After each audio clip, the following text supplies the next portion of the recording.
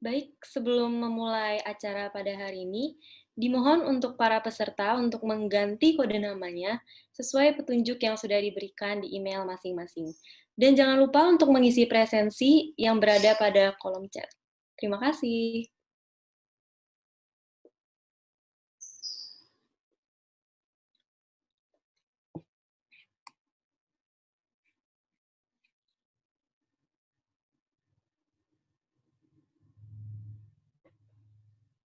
Baik, langsung kita mulai saja. Assalamualaikum warahmatullahi wabarakatuh. Selamat siang, salam sejahtera bagi kita semua. Shalom, Om Swastiastu, Namo Buddhaya, dan salam kebajikan. Selamat datang kami ucapkan kepada Ketua Keluarga Mahasiswa Teknik Geodesi UGM, Saudara Robi Rusdianto. Selamat datang kepada Ketua Lustrum ke-10 KMTG UGM, Saudara Farhan Akmal. Selamat datang kepada pembicara pertama, Saudara Sultan Faras, selaku Presiden Mahasiswa UGM 2020. Selamat datang kepada pembicara kedua, Saudara Iqbal Habibi Kamal, selaku CEO Stasionero. Dan serta tak lupa, kami ucapkan selamat datang kepada seluruh peserta dalam acara Career Talk episode 1 Lustrum ke-10 KMTG 2020 yang diselenggarakan pada hari ini, hari Sabtu tanggal 31 Oktober 2020 dengan mengusung tema Mengasah Potensi Diri untuk Persiapkan Masa Depan. Perkenalkan, saya Agnes selaku Master of Ceremony yang akan memandu acara pada hari ini. Untuk memulai acara pada hari ini, ada baiknya kita memanjatkan doa terlebih dahulu menurut agama dan kepercayaan masing-masing. Berdoa dipersilahkan.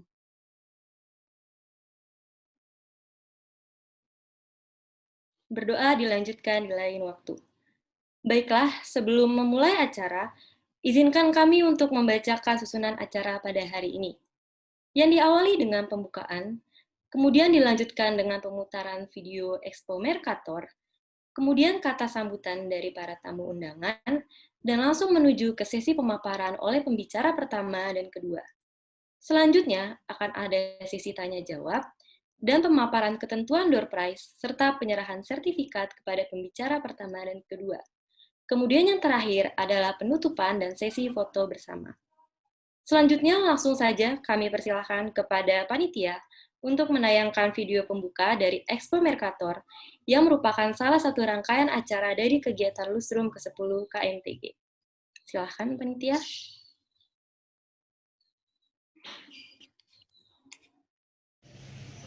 Assalamualaikum warahmatullahi wabarakatuh. Perkenalkan, nama saya Farhan Akmal selaku Ketua Pelaksana Lustrum KMTG. Pada Lustrum kali ini akan mengusungkan tema Generasi Emas yang Cerdas, Inovatif, Tangguh, dan Berbudaya di Era Modern. Nah, Lustrum sendiri pun terdiri dari beberapa rangkaian acara yang dimulai pada bulan September dan insya Allah akan diakhiri pada bulan April 2021. Seperti yang teman-teman ketahui, kita sedang memasuki rangkaian acara Career Talk. Career Talk itu sendiri akan dilaksanakan pada bulan Oktober, November, dan Desember. Diharapkan Career Talk ini menjadi wadah bagi kita generasi emas muda Indonesia untuk mengembangkan potensi dalam diri kita masing-masing. Sekian sambutan yang bisa saya sampaikan. Kurang lebihnya mohon maaf. Wassalamualaikum warahmatullahi wabarakatuh. Salam hormat, Lustrum KMTG. Baik, terima kasih panitia. Selanjutnya kami persilahkan kepada Ketua Keluarga Mahasiswa Teknik Geodesi UGM untuk memberikan kata sambutan. Kepada Saudara Robi Rusdianto, kami persilahkan. Cek, suara saya apakah masuk?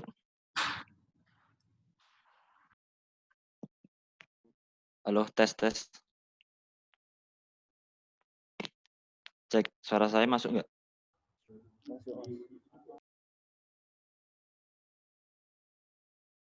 Oke, terima kasih. Assalamualaikum warahmatullahi wabarakatuh. Selamat siang, salam sejahtera bagi kita semua. Saya hormati pembicara pada acara Career Talk episode 1 Lustrum 10 KMTG, M. Sultan Faras dan M. Iqbal Habibi Kamal, dan para hadirin yang berbahagia. Puji syukur kehadirat Tuhan Yang Maha Esa atas karunia-Nya, meskipun dalam kondisi pandemi ini, kita masih bisa bertatap muka di dalam platform Zoom ini untuk menghadiri acara Career Talk episode pertama. Saya selaku Ketua KMTG periode 2020-2021 sekaligus sebagai Dewan Pengawas mewakili panitia mengucapkan terima kasih dan selamat datang kepada peserta acara Career Talk episode 1 Lustrum 10 KMTG. Lustrum tahun ini merupakan perayaan ulang tahun ke-50 KMTG. Di usia 50 tahun ini, KMTG bukan hanya sebagai organisasi himpunan jurusan yang bergerak di bidang keprofesian, namun juga ingin lebih memberikan manfaat kepada lingkungan sekitar, serta lebih peduli, lebih peka, serta responsif terhadap isu-isu yang terjadi sekarang. Jadi, tema yang diusung pada acara Lustrum tahun ini lebih memperhatikan generasi milenial yang digadang-gadang sebagai generasi emas yang perannya dalam menjawab tantangan bonus demografi yang ada di Indonesia. Semoga dengan adanya acara ini, kami bisa memberikan motivasi lebih dan memberikan gambaran lebih kepada kita untuk mempersiapkan diri agar lebih matang untuk menjawab tantangan-tantangan ke depannya, menjawab tantangan-tantangan bonus demografi yang ada di Indonesia. Karena keterbatasan waktu, mungkin itu saja yang bisa saya sampaikan. Kurang lebihnya saya mohon maaf. Atas perhatiannya saya ucapkan terima kasih. Wassalamualaikum warahmatullahi wabarakatuh. Selamat siang.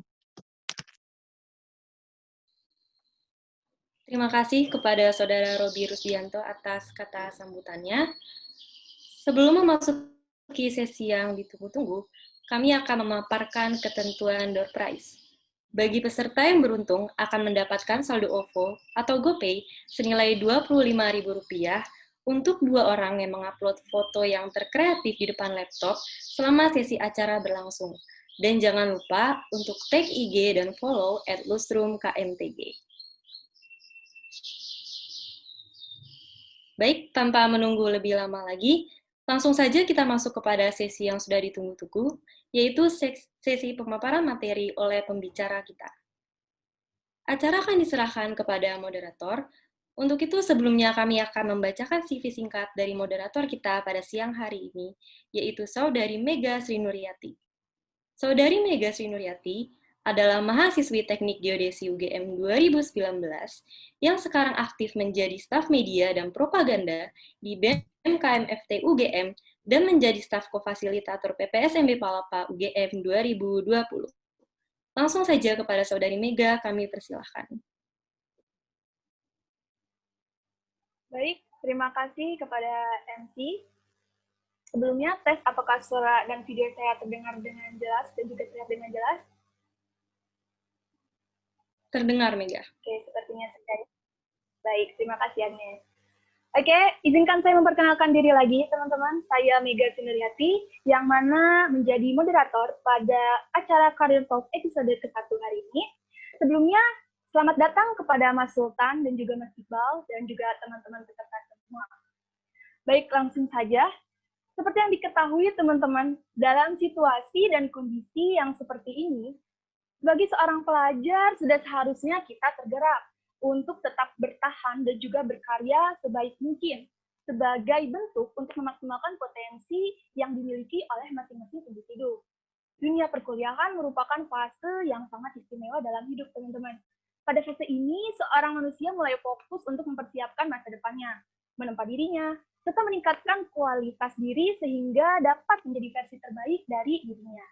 Perkuliahan adalah transformasi dari seorang siswa menjadi mahasiswa.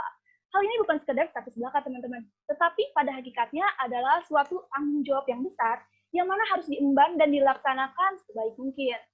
Berbicara tentang seorang mahasiswa tidak melulu hanya fokus kepada akademik, teman-teman, tetapi juga harus pandai untuk mengintegrasikan kemampuan intelektual kita dengan kepekaan terhadap lingkungan sekitar.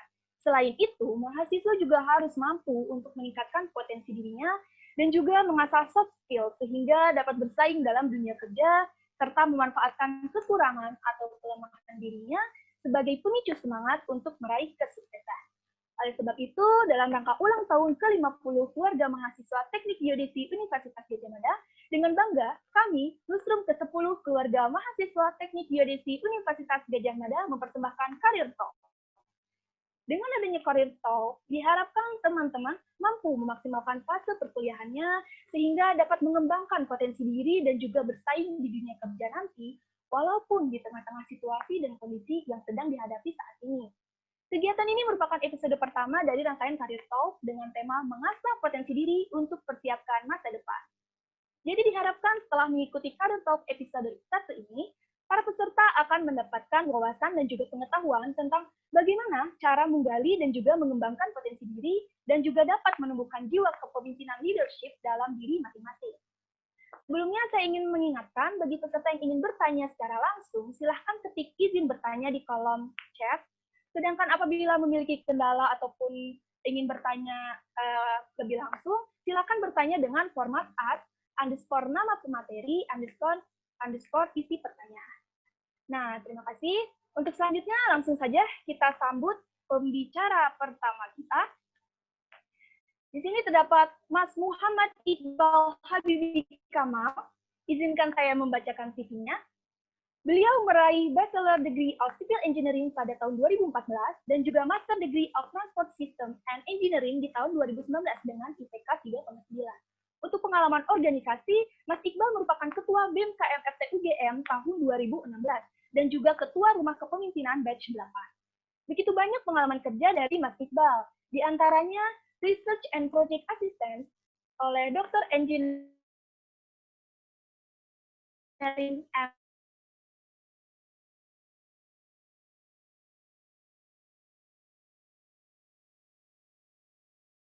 Zudi Irawan STMT, UGM Lab Transportation Policy Proposal Document in Yogyakarta. Dan juga Mas Iqbal merupakan CEO dari Stationaero. Dengan bangga kita sambut Mas Iqbal Habibi. Mas Iqbal Habibi, apakah ada?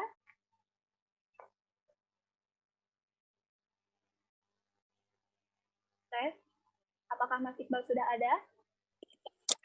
Sudah. Baik. Mas Iqbal diharapkan untuk mengaktifkan kameranya, Mas. Sebentar ya. Oke, siap, Mas.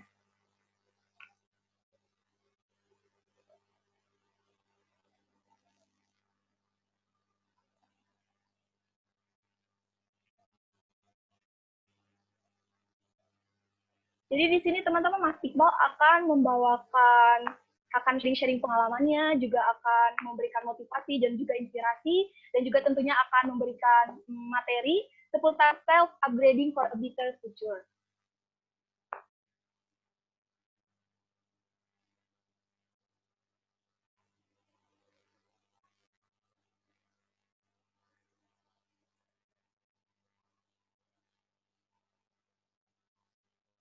Baik, Mas Iqbal, apakah sudah siap?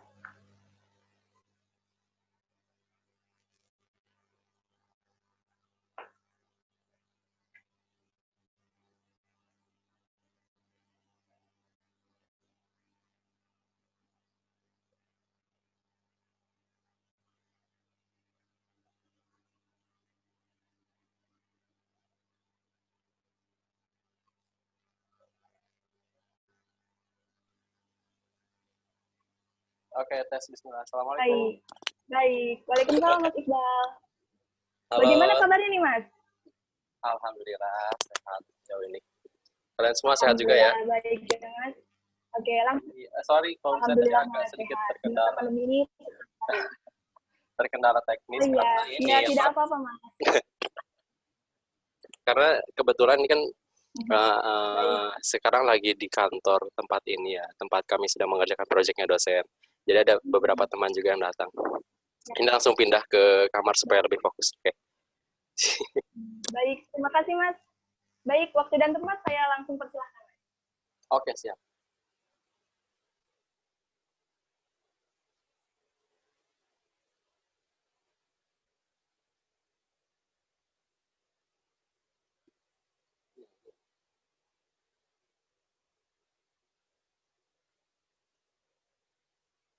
Udah muncul belum ya? Belum, Mas. Belum ya, sebentar. Ini dia.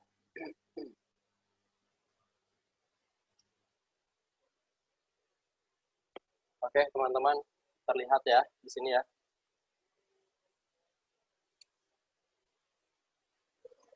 Mega, Iya, Mas. Sudah terlihat.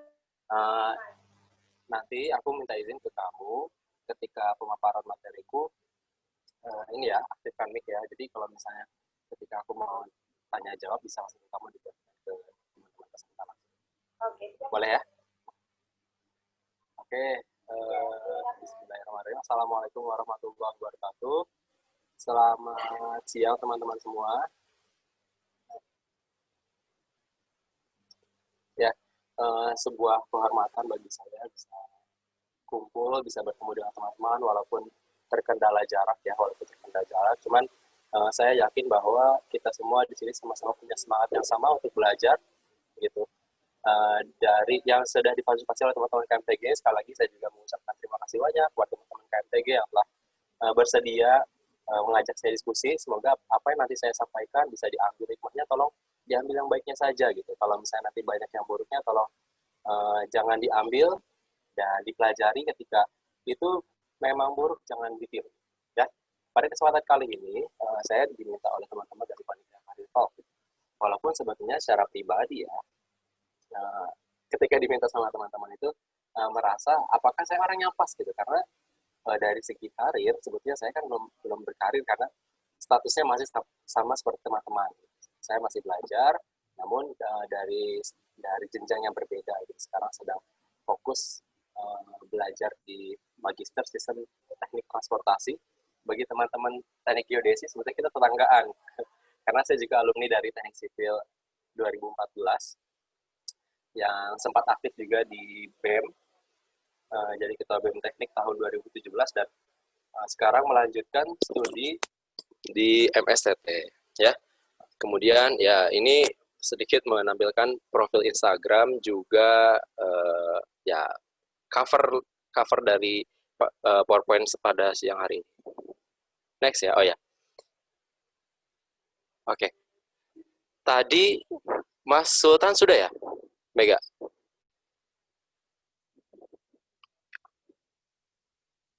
Ini internetku yang bermasalah atau dari teman-teman? Atau Agnes?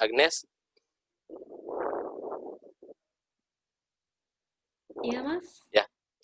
Mas Sultan tadi sudah? Belum, Mas. Jadi Mas Iqbal duluan ya. Untuk Oh gitu. Oke. Makanya loh kok saya duluan ya, tadi kalau nggak salah di briefing itu saya kedua gitu. Oke, nggak masalah. Gini teman-teman, tadi udah sepakat sama Mas Sultan, kita akan bagi materinya gitu. Materinya Mas Sultan akan menyampaikan kurang lebih terkait apa sih skill-skill yang harus dipersiapkan gitu. Dipersiapkan untuk menyambut masa depan, tantangan masa depan. Sedangkan kalau saya pribadi lebih sedikit banyak mengambil contoh-contoh kasus di lapangan juga berdasarkan pengalaman pribadi ya. Oke teman-teman, berbicara tentang karir, berbicara tentang sesuatu yang kita kejar, jangan lupa teman-teman, selalu ada faktor X. Selalu ada faktor X yang itu sangat berpengaruh terhadap apa yang kita kejar gitu.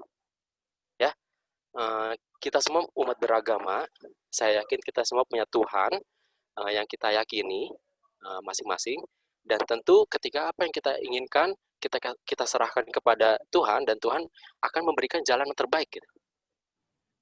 Oke?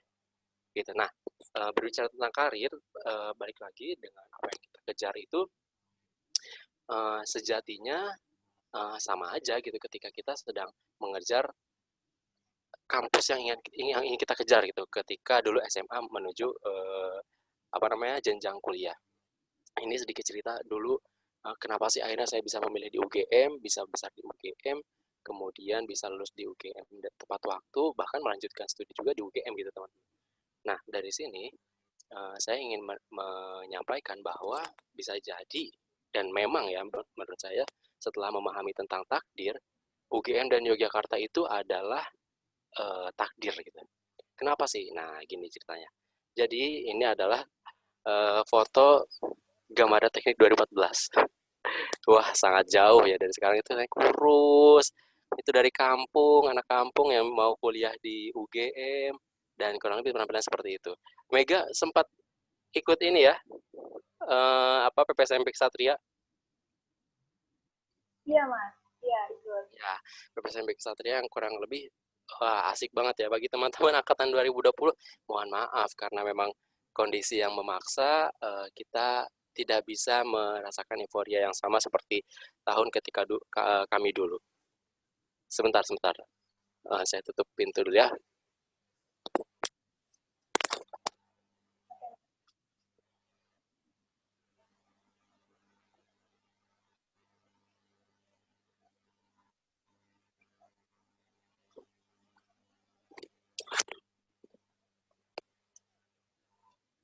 Ya, oke, lanjutin. Nah, ini adalah ketika saya akhirnya dinyatakan diterima di UGM sebagai mahasiswa teknik sipil angkatan 2014. Saya berangkat dari sebuah desa, sebuah kota yang nggak begitu berkembang dengan pesat. Saya dari Sukabumi, teman-teman. Nah, sebetulnya UGM itu ternyata bukan dulu yang saya kejar. Bukan bukan kampus yang saya kejar. Ya, teman-teman tahu dan saya yakin. Apakah Mega memilih UGM sebagai pilihan pertama? Saya yakin sih beberapa teman geodesi ya apa namanya punya punya nasib yang sama sepertinya. Mega sama atau tidak ya? Saya dulu kayaknya ke itu dua malah, Mas. Oh iya iya. Oke. Tapi Hmm? ya jadinya kayak Ya betul. Berarti sama ya. Jadi dulu saya punya cita-cita yang sama gitu. Seperti Mega, saya pengen kuliah di ITB, kemudian bekerja, apa namanya bekerja, belajar, menjadikan harapan, menjadikan motivasi. Ya kalau misalnya datang ke sana pengen ngesolawatin dan ternyata, eh, nah kebetulan saya juga alumni dari boarding school, saya nempelin dong tulisan FTSL ITB sama-sama teknik sipil ya. Terus setiap orang yang datang ke kamar itu, tolong dong tanda tangan di tempatku dan doain ya semoga bisa apa namanya kabul. Terus setelah itu, oh, nah, setelah itu, nah setelah itu, nah, ini, ketika ada acara aku masuk ITB, aku beli bukunya selalu di dalam tas dibaca, kemudian paling sampai hafal setiap halaman itu isinya apa. Nah ketika SBMPTN, pilihnya ITB, UGM dan juga Undip dengan jurusan yang sama. Tapi ternyata takdir mengatakan bahwa ya UGM adalah tempatmu, Bang. UGM adalah kampusmu, kamu harus belajar di sana, kamu harus masuk ke sana. Ya, memang ada sedikit rasa apa namanya, bukan penyesalan ya, dia ada penyesalan karena nggak maksimal belajarnya, kurang maksimal. Tapi ada rasa tidak bersyukur. Tapi ini, nah akhirnya ketika masuk UGM ada dua pertanyaan, berjuang kembali atau bertahan? Dan yang saya pilih adalah bertahan. Ini adalah masa-masa ketika kamu punya korsa teknik nggak, Mega? punya, Mas. Punya ya, wah korsa teknik itu kayaknya korsa kebanggaan kalau misalnya jadi maba. Tapi kalau misalnya udah beberapa tahun ke depan udah biasa aja gitu sama korsa teknik. Nah ini dulu dapat korsa teknik aja bangganya minta ampun. Tapi setelah dapat korsa jurusan, pride-nya lebih tinggi. Nah ini teman-teman, ukuran terbaik seseorang manusia itu tidak terletak pada di mana ia berada di masa-masa nyaman, melainkan di mana ia berdiri di masa-masa tantangan dan kontroversi. Nah, dari kalimat ini akhirnya men-trigger saya untuk jangan menjadi mahasiswa yang biasa-biasa aja gitu. Menjadilah mahasiswa yang beda dari yang lain, kemudian terbiasa untuk bekerja keras gitu. Kemudian terbiasa dengan lingkungan yang penuh dengan kontroversi dalam artian banyak tantangan ya. Dan itulah akhirnya membantu saya sampai titik ini. Oke. Nah, ini bisa dikatakan tahun 2017 adalah tahun yang cukup yang cukup fantastis gitu. Kenapa? Karena di tahun yang sama saya tuh sebagai ketua BEM dengan kegiatan-kegiatan yang sangat padat, juga di samping itu sebagai penerima beasiswa rumah pemimpinan yang setiap jam 8 malam itu harus pulang untuk aktivitas sama, juga baru bisa berangkat ke kampus itu setelah subuh 6:30 lah baru bisa ke kampus. Di tahun yang sama juga jadi personil di kandang. Jangan-jangan Mega dulu salah satu fansnya nih.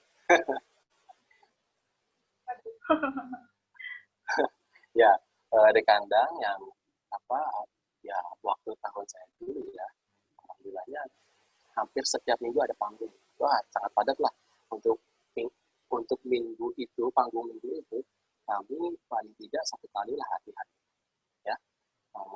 Kemudian di tahun yang sama juga saya menunjukkan gitu kepada teman-teman mahasiswa bahwa seorang organisator itu bisa juga loh berprestasi. Nah, ini ngajak sama ketua BEM FTP dan juga kadep geografi kepala Departemen Advokasi BEM Geografi. Kami sama-sama ikut lomba dari bidang studi yang berbeda, kemudian membuat produk yang sesuatu yang ketika dipresentasikan di Makassar itu adalah membuahkan hasil. Pokoknya saat itu target adalah pulang bawa piala. Di tahun yang sama juga saya coba merintis bisnis. Alhamdulillah diliput oleh koran Jawa Pos, salah satu rubrik student planner. Dan di tahun yang sama juga mempersiapkan berangkat ke luar negeri bersama teman-teman di asrama. Ya, bersama teman-teman di asrama, 30 orang nih kami laki-laki bisa berangkat di bulan Februari 2018. Tapi persiapannya di 2017 kami berangkat ke 3 negara, Malaysia, Thailand, sama Singapura. Yang ingin saya sampaikan adalah bahwa teman-teman, ketika teman-teman berbicara tentang karir ya, teman-teman harus menemukan itu. Mungkin ada pernah dengar atau mungkin juga ada. Oke, aku sedikit jelaskan. Ikigai itu adalah sebuah konsep hidup di Jepang. Itu bahwa ketika kita sudah menemukan ikigai, maka sebenarnya kita sudah menemukan alasan kita untuk hidup. Ada apa aja faktornya? Pertama, apa yang kamu cintai. Gitu ya. Yang kedua adalah apa yang dunia butuhkan. Gitu. Yang ketiga adalah apa yang kamu baik dalam hal tersebut. Gitu. Kamu rasa, oh ini aku ahli dalam bidang ini. Dan apa yang kamu mau dibayar untuk itu. Oke. Ya, terima kasih untuk operator setelah mengingatkan karena suaranya nggak begitu jelas ya. Siap. Nah, ketika kita sudah menemukan ikigai, maka kita akan lebih semangat, lebih punya alasan untuk melakukan sesuatu ini. Gitu.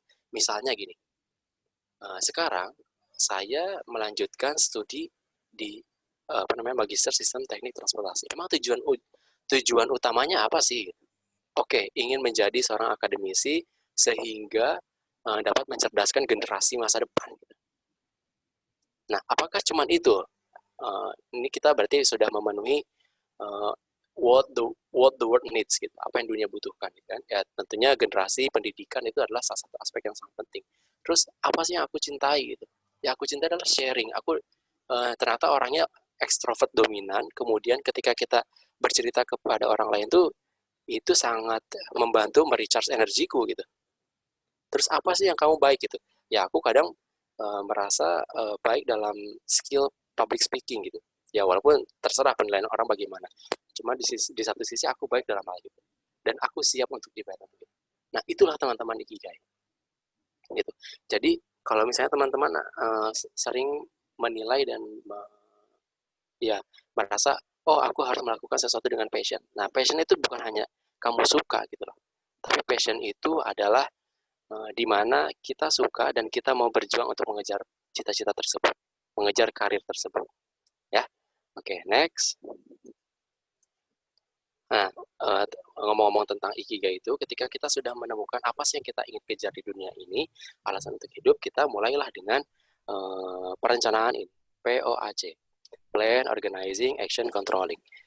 Kalau teman-teman di geodesi, ya aku belum tahu sih apakah teman-teman belajar juga. Kalau di teknik sipil ada yang namanya manajemen konstruksi gitu, dimana ketika kita merencanakan sesuatu itu ada 4 tahap gitu teman-teman. Pertama merencanakan, yang kedua adalah mengorganize, yang ketiga adalah melakukannya, yang keempat adalah controlling gitu. Nah, sesuatu hal ketika itu tidak direncanakan dengan baik, sebetulnya kita merencanakan kegagalan gitu teman-teman. Ya, ketika ada sebuah kalimat yang bagus, ketika kita gagal merencanakan, sebetulnya kita sedang merencanakan kegagalan gitu. Maka tahap yang paling awal adalah rencanakan dengan baik. Misalnya balik lagi nih kepada diriku sendiri deh yang paling gampang. Kalau misalnya targetnya adalah ingin menjadi seorang akademisi, apa sih yang harus dipersiapkan? Oke, berarti harus melanjutkan studi. Yang kedua apa? Berarti harus belajar bahasa Inggris yang baik. Yang ketiga apa? Melanjutkan studi lagi di S3 di luar negeri misalnya. Lalu apa? Oke, membuat jejaring teman-teman ya. Membuat jejaring seluas-luasnya, dan kalau bisa yang lingkaran kita itu mendukung apa yang akan kita lakukan di masa depan. Oke, nanti saya akan sedikit menekankan di situ. Nah, kemudian setelah merencanakan tersebut, kita mengorganize, dibagi-bagi gitu. Apa yang harus diorganize? Oke, sekarang aku sudah punya cita-cita yang harus aku kejar. Otomatis, aku harus membagi apa? Membagi waktunya, membagi fokusnya, gitu, membagi kesehatannya, gitu, membagi mengatur pola makannya dan lain-lain. Gitu. Dan setelah itu, teman-teman jangan lupa harus action gitu. Planning tanpa action sama aja nol, teman-teman. Ya, semua yang teman-teman rencanakan tanpa adanya aksi itu sama aja nol, teman-teman. Nah, paling tidak kalau misalnya kita sudah memulai, kita tahu ada yang kurang. Nah, masuklah ke tahap controlling. Kalau misalnya ada yang kurang, kita perbaiki. Kalau ada yang bagus, kita tingkatkan, gitu. Dan ketika proses controlling ini, sebisa mungkin evaluasinya adalah jangan sampai subjektif gitu. Jangan malu untuk menanyakan ke teman, memberikan masukan, tolong dong evaluasi apa sih yang kurang dari yang telah aku lakukan. Gitu. Kalau misalnya dengan teman, ya takutnya penilaiannya biasa-biasa aja. Kita minta penilaian kepada orang yang lebih expert dibandingkan kita. Gitu. Misalnya kepada dosen pembimbing kita. Kalau teman-teman ingin berkarir dalam bidang apa namanya entertainment misalnya, entertainment ya berarti minta orang yang lebih expert kepada entah manajernya atau enggak, entah seniornya, entah mentornya untuk dievaluasi. Oke. Nah, yang tadi kan saya juga bilang bahwa ditekankan dalam hal networking ya. Salah satu hal yang saya kejar ketika masuk UGM itu adalah mencari teman sebanyak-banyaknya. Mau itu dari manapun ya, mau itu dari segi apa namanya? Dari perbedaan jenis kelamin, dari apa namanya? Perbedaan jauhnya apa namanya? Tingkat rantauan, bukan jauhnya mereka tinggal gitu. Kemudian dari perbedaan suku, dari perbedaan negara gitu. Itu adalah salah satu tujuan saya ketika kuliah di UGM, karena mohon maaf ketika belum bisa kuliah di salah satu universitas besar di Indonesia, maka biasanya teman-teman dari lokal gitu ya. Nah, karena saya mendapatkan takdir dan juga kesempatan itu, maka saya ingin memaksimalkan itu, teman-teman. Nah, kenapa teman-teman harus meningkatkan jejaring ini penting? Ini buka-bukaan ya. Karena kita bicara tentang karir ke depan sih ya. Di Indonesia itu yang namanya nepotisme itu masih ada. Kita mementingkan alma mater itu masih ada. Kita mementingkan teman baik itu masih ada gitu. Yang dimana kalau saya mendapatkan cerita dari teman-teman di luar negeri, itu ada tapi praktiknya kecil lah gitu. Tapi di Indonesia masih banyak gitu teman-teman. Bukan kita kemudian menjadi oportunis, kemudian kita menghilangkan idealisme, dan kita mencari jalan belakang untuk bisa masuk, bukan itu gitu. Tapi kita sekarang realistis aja dengan kondisi yang ada, kita tetap mempertahankan idealisme kita gitu, tapi tidak menutup kemungkinan barangkali jalan untuk meniti karir kita ya lewat situ gitu teman-teman. Ya, sekarang ya tentulah jelas saya akan lebih memilih adik tingkat saya yang sudah tahu proses belajarnya di kampus itu bagaimana, kemudian kurikulumnya juga sudah jelas akan menunjang ke pekerjaan ini, ya tentunya saya akan milih itu gitu.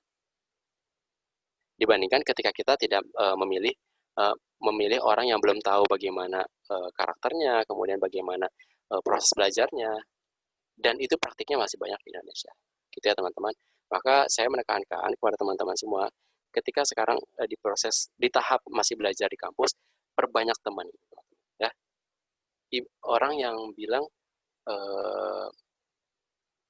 apa namanya, punya satu musuh dibandingkan 1000 teman itu lebih banyak. Ya benar itu. Ya, seharusnya kita punya 1000 teman dan cukup satu musuh. Oke, next ya.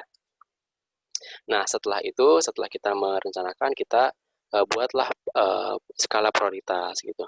Oke, di sini kan ada 2 parameter penting sama mendesak. Kalau boleh aku tanya ke Mega, Mega kira-kira ya dari 4 kuadran ini, menurut kamu yang mana sih yang harus kita dahulukan? Apakah penting mendesak? Apakah penting tidak mendesak? Apakah tidak penting tidak mendesak? Atau mendesak dan tidak penting?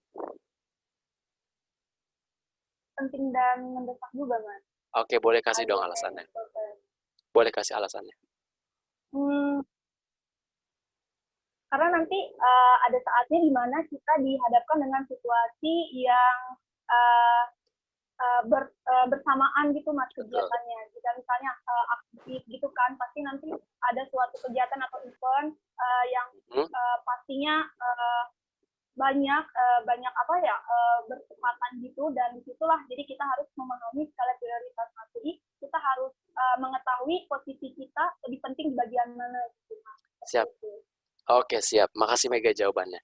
Jawaban Mega nggak salah, jawaban Mega benar, tapi aku sedikit ini ya memperbaiki. Gitu. Jadi ini berdasarkan buku dari Simon Sinek, yaitu Start with Why, teman-teman. Di situ isinya ada tentang ini, kita menentukan skala prioritas.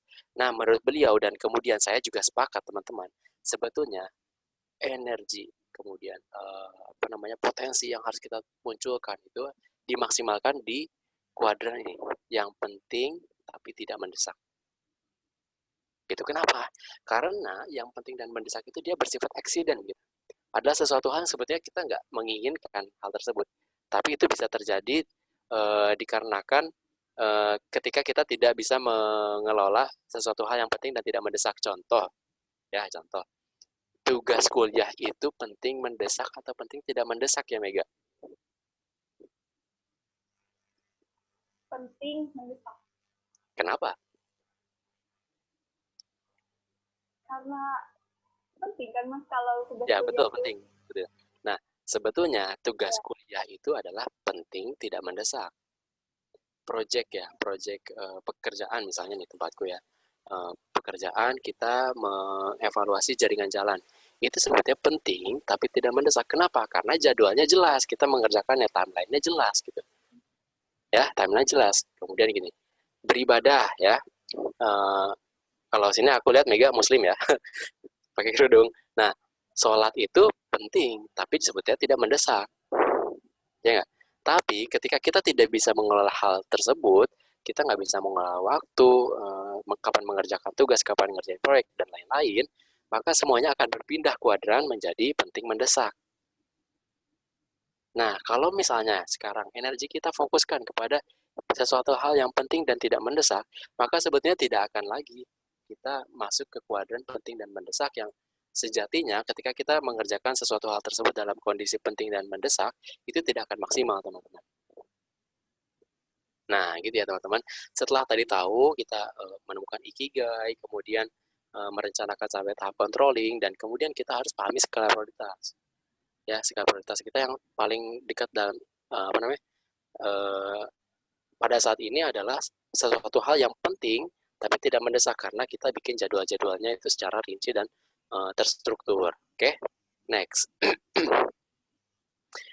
Nah, ada juga metode untuk merencanakan tuh, ini metode SMART, teman-teman, yaitu spesifik, kita harus bikin secara spesifik, semakin detail semakin baik gitu ya. Kemudian terukur, measurable. Gitu. Jangan sampai kita punya cita-cita, oke lah, jangan sampai kita kalau teman-teman tahu TikTok kan sekarang lagi ramenya lagu Mad at Disney sih. I'm mad at Disney, they trick me. Wishing on the shooting stars gitu. Jadi di lagu itu menjelaskan bahwa aku marah sama Disney nih. Disney mengajarkan aku untuk kita berharap itu sama bintang jatuh gitu. Tapi sekarang aku ketika umur 20 tahun, aku nggak punya apa-apa, cinta nggak punya, ini nggak punya. Nah, sebetulnya itu lagu yang sangat menggambarkan kondisi kita saat ini, teman-teman. Ya, maka dari itu teman-teman harus belajar nih merencanakan tuh pakai metode SMART. Spesifik, terukur, dapat dicapai, kemudian relevan, dan juga time based gitu teman-teman. Ya, time based, ada tenggat waktunya gitu. Jangan sampai ini hanya mengawang-awang, hanya ditempel di tembok, tapi nggak kita lakukan satu persatu ya. Nah, terkait tentang itu, ini adalah salah satu yang pernah jadi pengalaman saya teman-teman di tahun 2017 juga ada 3 tujuan yang saya ingin kejar, yaitu beasiswa, lomba, sama conference. Ya, beasiswa, lomba, sama conference gitu. Ini tercetus ketika waktu itu lagi motoran, kemudian mikir kan, lah kenapa orang-orang selalu melihat dari kesuksesan orang lain sih gitu. Kenapa nggak kita ukur aja kegagalan kita itu udah sejauh mana gitu, dan di titik keberapa kita berhasil. Langsung pulang nyampe ke asrama ngegambar tuh, misalnya nulis di kertas kalkir. Kayaknya kalian nggak ini ya, nggak asing ya dengan kalkir. Oke, di situ ada beasiswa, lomba, dan conference.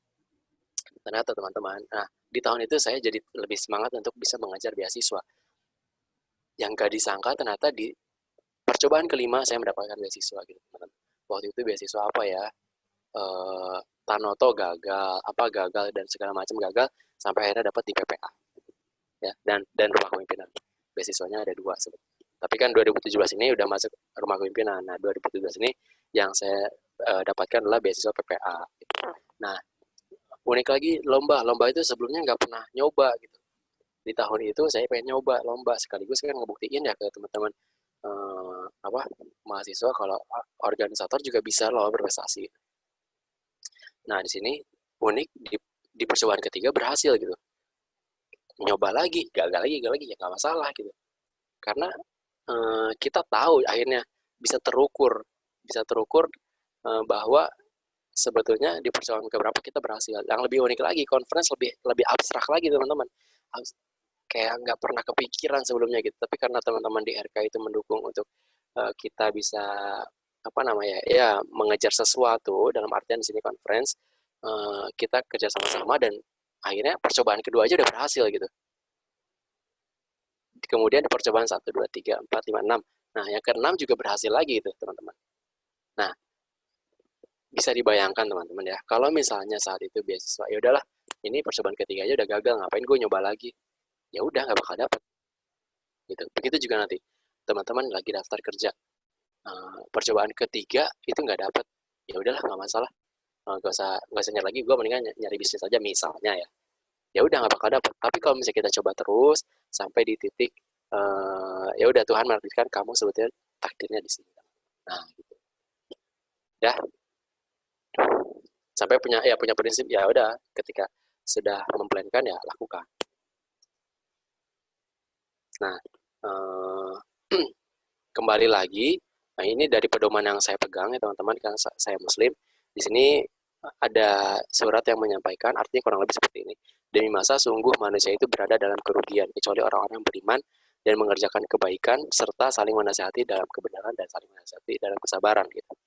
Nah, apa sih poinnya? Gini teman-teman, ketika kita sedang mengerjakan sesuatu, itu yang harus kita cari adalah lingkungan. Gitu. Berjuang sendirian itu memang sulit gitu, memang nggak mudah. Ya gangguannya banyak ya, entah itu dari gadget yang kita miliki, entah itu karena minimnya motivasi gitu. Tapi ketika kita punya lingkungan yang mendukung, itu akan menghilangkan itu semua dan kita akan termotivasi lebih untuk bisa mengejar cita-cita kita gitu. Maka dari itu, please teman-teman, untuk mempersiapkan karir dan lain-lain tuh, cobalah buat lingkungan yang kondusif dan mendukung tujuan kita masing-masing, gitu ya. Kemudian, nah ini, ya bagi teman-teman pecinta Marvel sama seperti saya, Mega udah nonton Avenger Endgame? Udah. Oh, udah dong ya. Ketinggalan zaman banget ya kalau misalnya nggak nonton ya. Ya, sekarang bukan lagi zamannya Superman tapi Super Team gitu. Ya memang di sini tidak digambarkan Superman juga sih. Di sini digambarkannya dari Marvel ya, tidak ada Superman. Oke, bukan itu poinnya teman-teman. Tapi gini, di film Avenger ini saya belajar bahwa dulu ketika mereka memang oke gitu, mereka memang hebat gitu di serialnya masing-masing gitu. Tapi mereka akan menjadi bigger, mereka akan lebih kuat lagi dan mengalahkan musuh terkuat Thanos itu ketika mereka bersama, teman-teman. Gitu ya. Dan dari film ini yang paling penting, saya belajar itu yang namanya perjuangan itu pasti ada pengorbanan, teman-teman. Kan di situ tuh menceritakan tentang bagaimana kita mempertahankan batu 6 reality stone, time stone dan segala macamnya itu ternyata setiap orang itu mempertahankan itu ada perjuangannya. Misalnya Dr. Strange mempertahankan time stone itu dia akan mengorbankan nyawanya gitu ketika batu ini diambil oleh orang lain. Ya, kemudian Soul Stone yang Thanos itu harus mengorbankan Gamora gitu untuk mendapatkan batu Soul Stone itu. Nah, sekarang ketika kita sedang mengejar karir, tapi kita berleha-leha, tidak ada yang mau dikorbankan, ya emang bakal akan kita dapatkan di masa depan nanti. Ya enggak, teman-teman. Maka dari itu, saya ingin menekankan gitu bahwa hasil yang baik dilihat dari proses yang baik juga, teman-teman. Ya, oke. Berkaitan dengan itu, ya tadi ya saya disclaimer di awal bahwa saya juga belum pernah mencoba daftar kerja gitu ya. Tapi dari sini saya sedikit banyak dapat cerita dari teman-teman yang lain, dan apalagi banyak sekali tuh informasi tentang HRD itu bagaimana sih bisa menseleksi orang untuk bisa masuk ke perusahaannya gitu. Nah, ada kata-kata yang bagus dari Panji Pragiwaksono, sedikit berbeda lebih baik daripada sedikit lebih baik. Apa sih maksudnya sekarang gini? Kasih. Nah, kalau misalnya tadi pakai PPT sebetulnya ada tahapan-tahapannya untuk memunculkannya. Tapi karena pakai PDF gini ya teman-teman. Oke, ini adalah gambaran kita semua tahu ya, bahkan sekarang udah muncul lagi tuh iPhone 12 gitu. Di sampingnya ini ada yang mirip nih. Ya, ada yang mirip. Yang satu tapi 20 juta, yang satu 1,4 juta gitu, teman-teman. Ya. Ini adalah HP Advan yang memang dari produk Indonesia. Mohon maaf kalau misalnya ada yang tersinggung. Tapi poinnya adalah gini, teman-teman. Kenapa kita harus beda dari yang lain? Pertama, memberikan kesan kontras dengan produk lain. Gitu ya. Kita semua tahu. Dengan adanya logo Apple, kita langsung menilai, oh dia orang kaya, oh dia sosial lifestyle-nya ternyata tinggi misalnya gitu. Oh dia termasuk orang yang mampu dalam hal, kita udah langsung kebayang harganya gitu, teman-teman. Gitu ya. Ketika kita ingin memberikan kesan kontras dengan berbeda dari yang lain. Dan Apple adalah salah satu produk yang selalu berbeda. Kenapa? Dia dengan segala dengan segala keeksklusifannya itu membuat dia berbeda, ya kan? Dia sulit diakses lewat Bluetooth, dia sulit diakses lewat yang lain-lain. Dia membuat circle-nya sendiri gitu. Kalau misalnya ini ya pakai Mac, ya kalau misalnya ingin transfer ya pakai AirDrop gitu loh. Nah, Apple mengajarkan kita bahwa itu sedikit berbeda itu lebih baik dibandingkan sedikit lebih baik. Tapi ternyata dia udah berbeda, dia lebih baik juga gitu loh. Nah, yang kedua, tanpa diferensiasi, kamu hanya menjadi komoditas yang ada. Karena kalau misalnya saya sedikit baca-baca, contohnya gini sih, itu yang dilakukan oleh Bon Cabe. Kan sebutnya cabe itu ketika kita hanya menjual cabe ya udah akan jadi cabe gitu. Tapi kemudian ada diferensiasi produk gitu dengan dia dikeringkan gitu. Tapi bon cabe itu tidak hanya dikeringkan tapi dikasih rasa yang lain gitu. Dan dia berhasil membuat marketnya. Gitu, teman-teman. Nah, yang ketiga adalah berbeda membangun market yang loyal gitu. Ya jelas lah, aku sangat yakin ketika Apple meluncurkan produk baru, pengguna Apple akan mengejar Apple lagi. Nah, begitu juga dengan kita, teman-teman ya. Kita harus menjadi orang yang berbeda, kita harus menjadi orang yang tidak sama dengan teman-teman yang lain. Kita harus muncul, kita harus jangan menjadi mahasiswa yang biasa-biasa aja gitu. Ketika ada kesempatan untuk bisa mengupgrade skill, lakukanlah gitu, teman-teman. Balik lagi ke yang tadi, grafik kegagalan, ternyata akan ada kok titiknya ketika kita akan berhasil menemukan ini loh ikigai kita gitu. Next. Nah, ini teman-teman sedikit menyinggung tentang bonus demografi ya, supaya kita lebih aware gitu, teman-teman, bahwa di tahun 2030 sampai 2040, 2045 lah Indonesia diprediksikan akan kedapatan bonus demografi gitu. Kalau saya nggak begitu senang, teman-teman. Maksudnya ya senang, oke gitu. Kita bisa berpotensi untuk menjadi negara yang kuat gitu. Karena usia produktifnya banyak gitu. Tapi teman-teman jangan salah. Bisa jadi ini ancaman buat kita gitu. Karena ini kita yang akan masuk di era itu gitu teman-teman. Dan saingan kita akan sangat banyak, bahkan aku dengan Mega akan jadi saingan gitu teman-teman. Dan ketika kita nggak punya ketika kita nggak punya pekerjaan dan lapangan pekerjaan di Indonesia ini nggak disiapkan, ya akan banyak pengangguran teman-teman. Nah, maka dari itu di masa-masa masih kuliah ini, tolong ayo kita sama-sama menjadi orang yang luar biasa, belajar sama Mas Sultan yang di sini aku ngelihat Sultan itu banyak sekali prestasinya dan sekarang juga dia menjadi seorang presma ya, salah satu public figure yang baiklah dicontoh di kampus kita gitu, teman-teman. Ya, jangan sampai kita terlena dengan iming-iming adanya bonus demografi akan kita menjadi negara yang kuat tapi kita tidak menyiapkan apapun. Nah, apa yang harus disiapkan nanti akan dilanjutkan oleh Mas Sultan. Nah, berkaitan dengan itu ada satu hal lagi yang ingin saya tekankan bahwa ini ada dari kalimatnya Ray Bradbury dan sedikit insight dari Vika Narva, yaitu do what you love, love what you do. Itu sebetulnya yang ditekankan adalah love what you do, teman-teman. Gitu.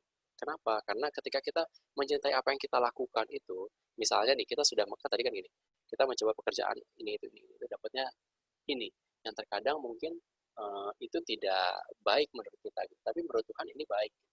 Maka lakukan dulu yang terbaik deh. Coba dulu lakukan terbaik, cintai pekerjaan tersebut. Kemudian kalau misalnya memang sudah diusahakan tidak bisa, ya udah itu masih bisa kita rencanakan bagaimana untuk bisa keluar dari pekerjaan, tapi keluar dari masalah ini. Gitu. Nah, tapi hal yang paling kita lakukan adalah kita cintai apa yang kita lakukan karena kita akan memunculkan motivasi internal yang lebih kuat dibandingkan motivasi eksternal dari teman-teman. Udah, kamu kuat, kamu pasti bisa. Enggak. Tapi ketika kita mencintai apa yang kita lakukan, maka itu akan menumbuhkan motivasinya internal di dalam diri kita dan kita akan lebih tough dibandingkan sebelumnya. Nah, terakhir ini. Mas Iqbal. Ya, ini terakhir. Iqbal, waktunya. Oh iya. Siap. Ini terakhir ya, teman-teman. Pas ya. Nah, jadi ini adalah timeline yang bisa aku sarankan kepada teman-teman ya. Kalau kita ideal 4 tahun kuliah, Mega emang mau 5 tahun, mau 6 tahun? Enggak ya? Jangan sampai ya. Insya Allah 4 tahun. Nah, 4 tahun kuliah, berdasarkan pengalaman saya ketika kuliah, saya menyarankan nih teman-teman, untuk 2 tahun awal, itu maksimalkan untuk mencari kesempatan bisa berorganisasi. Gitu. Cari pengalaman di organisasi, cari kalau ada kesempatan untuk memimpin sesuatu, ambil kesempatan itu, gitu ya. Karena setelah di kuliah, teman-teman akan sedikit mendapatkan itu. Mendapatkan kesempatan untuk bisa berorganisasi, untuk bisa berdinamika dengan teman-teman yang lain. Nah, di tahun ketiga, saya ingin menyarankan teman-teman, lakukanlah dan carilah, kalau teman-teman ini untuk teman-teman yang di UGM ya, carilah tempat pengabdian yang paling jauh, yang paling berkesan, yang paling menggambarkan bahwa Indonesia itu nggak Jawa doang. Itu yang saya dapatkan teman-teman ya. Ketika saya dapat kuliah di UGM, KKN-nya ternyata bisa sampai sejauh mungkin. Saya ambil di NTT dan betul gitu teman-teman. Rasa nasionalisme saya lebih tinggi, rasa saya semakin terbuka bahwa Indonesia nggak Jawa doang. Jangan-jangan selama ini saya egois gitu dengan kejawaannya. Ternyata Indonesia itu sangat beragam dan harus kita kembangkan sama-sama. Dan yang terakhir di tahun keempat, mari kita sama-sama kembali kepada bidang studi masing-masing dan selesaikan amanah akademik ini. Ya, karena ketika ketiganya ini dijalankan dengan baik, teman-teman punya opsi setelah lulus itu mau menjadi apa gitu. Fokus kepada bidang, misalnya kan saya di organisasi itu senangnya kepada public relation gitu. Apakah nanti ketika kerja akan melanjutkan di public relation? Bisa juga karena punya pengalamannya. Terus ada juga bidang pengabdian, bisa juga karena pernah punya pengalaman. Dan terakhir ketika kita kembali ke bidang studi kita juga bisa untuk fokus misalnya melanjutkan studi atau enggak bekerja di bidang-bidang riset tentang bidang kita gitu. Ya, ini sebagai penutup. Nanti kita akan tanya-tanya setelah Mas Sultan menyampaikan materi. Terima kasih Mega. Baik, terima kasih Mas Iqbal atas penyampaiannya yang sungguh luar biasa dan juga menginspirasi dan tentunya memotivasi. Amin. Jadi ternyata benar ya Mas, kita tuh harus memahami skala prioritas dan juga kita harus berani gagal untuk mencapai keberhasilan. Harus. Betul. Seperti ada pepatah kata juga nih Mas. Nah, kuda yang tangguh itu tidak lahir di laut yang tenang kan Mas ya, tapi lahir di laut yang penuh dengan ombak dan badai. Jadi jangan pernah Wah, takut keren, untuk keren. mencoba ya Mas ya. Keren, aku suka. Baik, terima kasih Mas Iqbal penyampaiannya. Ya, Baik, selanjutnya langsung saja kita ke pembicara kedua. Di sini ada Mas Muhammad Sultan Farasnan. Beliau merupakan mahasiswa S1 di Fakultas Ekonomika dan Bisnis dan juga merupakan Presiden Mahasiswa BMKM UGM tahun 2020. Beliau penerima program beasiswa CIMB Young ASEAN Leaders dan juga beasiswa unggulan. Dengan prestasi yang luar biasa, beliau merupakan peraih Best Technology Innovation Modena Product Innovation Competition di tahun 2019. Beliau juga finalis Seoul Bridge International Business Plan Competition South Korea di tahun 2019 dan juga menjadi runner-up winner Toyota Fan Code Hackathon 2019 Toyota Indonesia, lalu finalis Startup Turki Global Summit Etohum Yatirim Startup Istanbul di tahun 2019, lalu first winners Genius Hackathon BTPM Bank tahun 2019. Beliau juga kerap kali mengikuti konferensi, diantaranya UGM Delegates for the 8 ASEAN Student Leaders Forum ASEAN University Network di tahun 2020, dan juga speaker for Indonesia Development Forum Ministry of National Development Planning Bappenas di Jakarta tahun 2019. Dengan bangga kita sambut Mas Sultan Faras. Mas Sultan, apakah Ya. Halo, selamat siang. baik? Halo, selamat siang Mas. Apa kabarnya nih Mas? Baik. Maaf tadi sempat terlambat. Akhirnya Mas Iqbal duluan yang ngasih materi, harusnya saya. Mohon maaf, Mas Iqbal, matur nuwun berkenan. iya nih kaget aku tanda. Tadi ini barengan sama ada acara dari teman-teman Sosmas tadi soal mobilitas. Oke, Baik, langsung saja Mas Sultan. Langsung Oke. saja waktu dan tempat saya persilakan Mas. Baik. Siap. Oke, selamat siang teman-teman semua peserta Career Talk dari Lustrum KMTG UGM. Mohon izin memperkenalkan diri, saya Muhammad Sultan Faras dari Departemen Manajemen. Saya jadi anak manajemen dari Fakultas Ekonomi dan Bisnis. Di tahun terakhir agak extend dikit, jadi 4 tambah setengah. Insya Allah nggak nambah lagi lah, bismillah. Jadi sekarang semester 9 gitu. Mohon izin share screen. Oke. Bentar. Ini kelihatannya mode pembicara atau biasa nih? Masuknya di situ. Biasa Mas, mode pembicara. Oh, biasa ya? Oke. Jadi salah satu pembahasannya adalah soal ini, aku kan membahas soal reimagine the future of Indonesia, karena masa depan Indonesia pastinya ada di kita dong, ada di generasi muda gitu, otomatis. Karena mau tidak mau di tahun 2025 itu mayoritas populasi Indonesia adalah anak muda yang menjadi penopang gitu.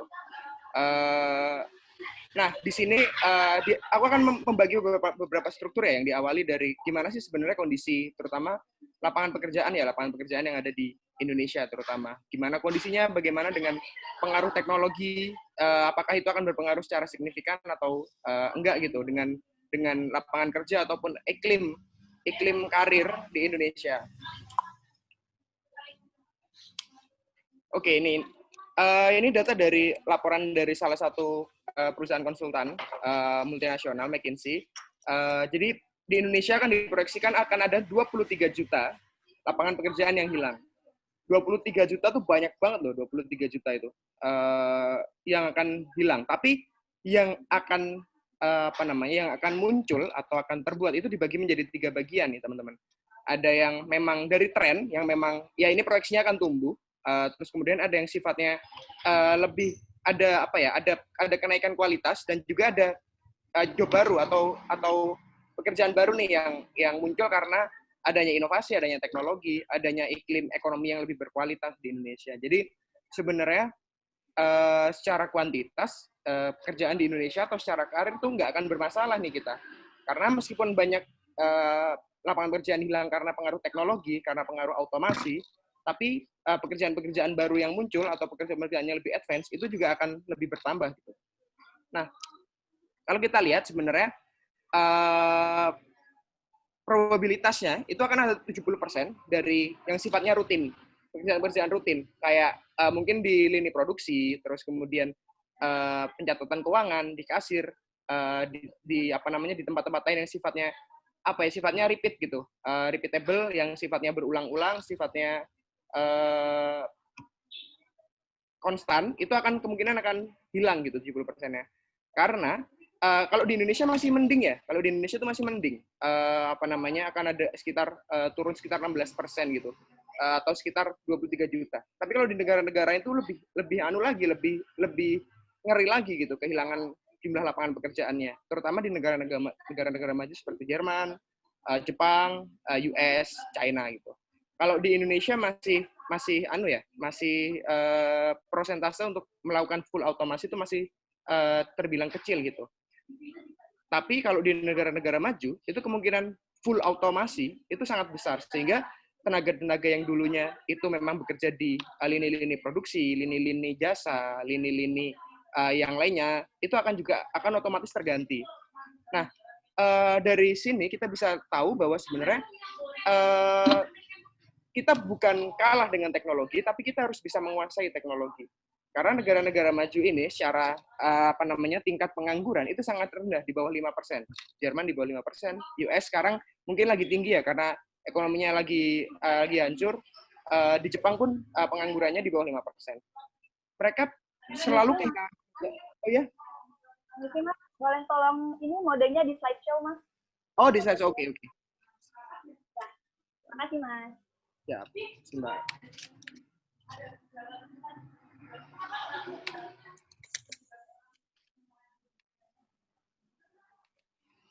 Oke. Sudah ya, aman, Mega? Oke. Nih, jadi bukan berarti kita kalah ya dengan persaingan atau kompetisi dengan teknologi, tapi justru bagaimana kita bisa undermine teknologi capabilities kita gitu. Nah, selanjutnya, ini yang paling banyak itu apa sih, di bidang mana? Dari proyeksi dari laporan ini, itu dibilang ada 9 juta, terutama yang fokusnya ada di infrastruktur, yang akan ada di perumahan, yang akan ada di sifatnya yang memang konstruksi gitu. Nah, ini kan juga lahannya teman-teman geodesi kan, yang konstruksi dan lain sebagainya ini. Jadi memang karena memang Indonesia masih lack of infrastruktur quality ya, kualitas infrastrukturnya masih rendah, sehingga kemungkinan infrastruktur ini masih akan digenjot lagi. Nah, selain infrastruktur, yang potensinya paling besar adalah yang sifatnya online commerce, karena kebetulan 60% PDB Indonesia itu ditopang oleh konsumsi domestik. Jadi konsumsi domestik itu masih sangat gede. Purchasing power masyarakat Indonesia itu masih dibilang terjaga, meskipun di kondisi seperti ini.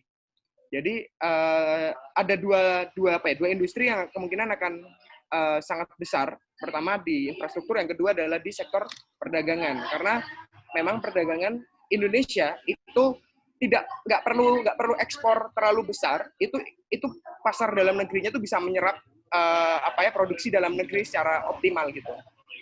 Nah, dari sinilah kita bisa lihat bahwa sebenarnya selain dari perdagangan ada juga soal healthcare, ada juga soal energi terbarukan. Itu yang akan jadi tren nih, yang akan punya kenaikan yang cukup besar kontribusinya dalam membuka lapangan pekerjaan baru. Ada teknologi juga. Jadi teknologi yang sifatnya memang futuristik, teknologi, kesehatan, edukasi, infrastruktur, perdagangan digital itu akan naik terus. Jadi otomatis nanti skill-skill yang lama itu harus ada reskilling, ada upskilling, ada bentuk-bentuk ada bentuk-bentuk kalau kuliah ada bentuk pembaruan kurikulum ya. Kurikulumnya harus disesuaikan, metode pengajarannya harus disesuaikan, jam praktiknya harus ditambah dan lain sebagainya.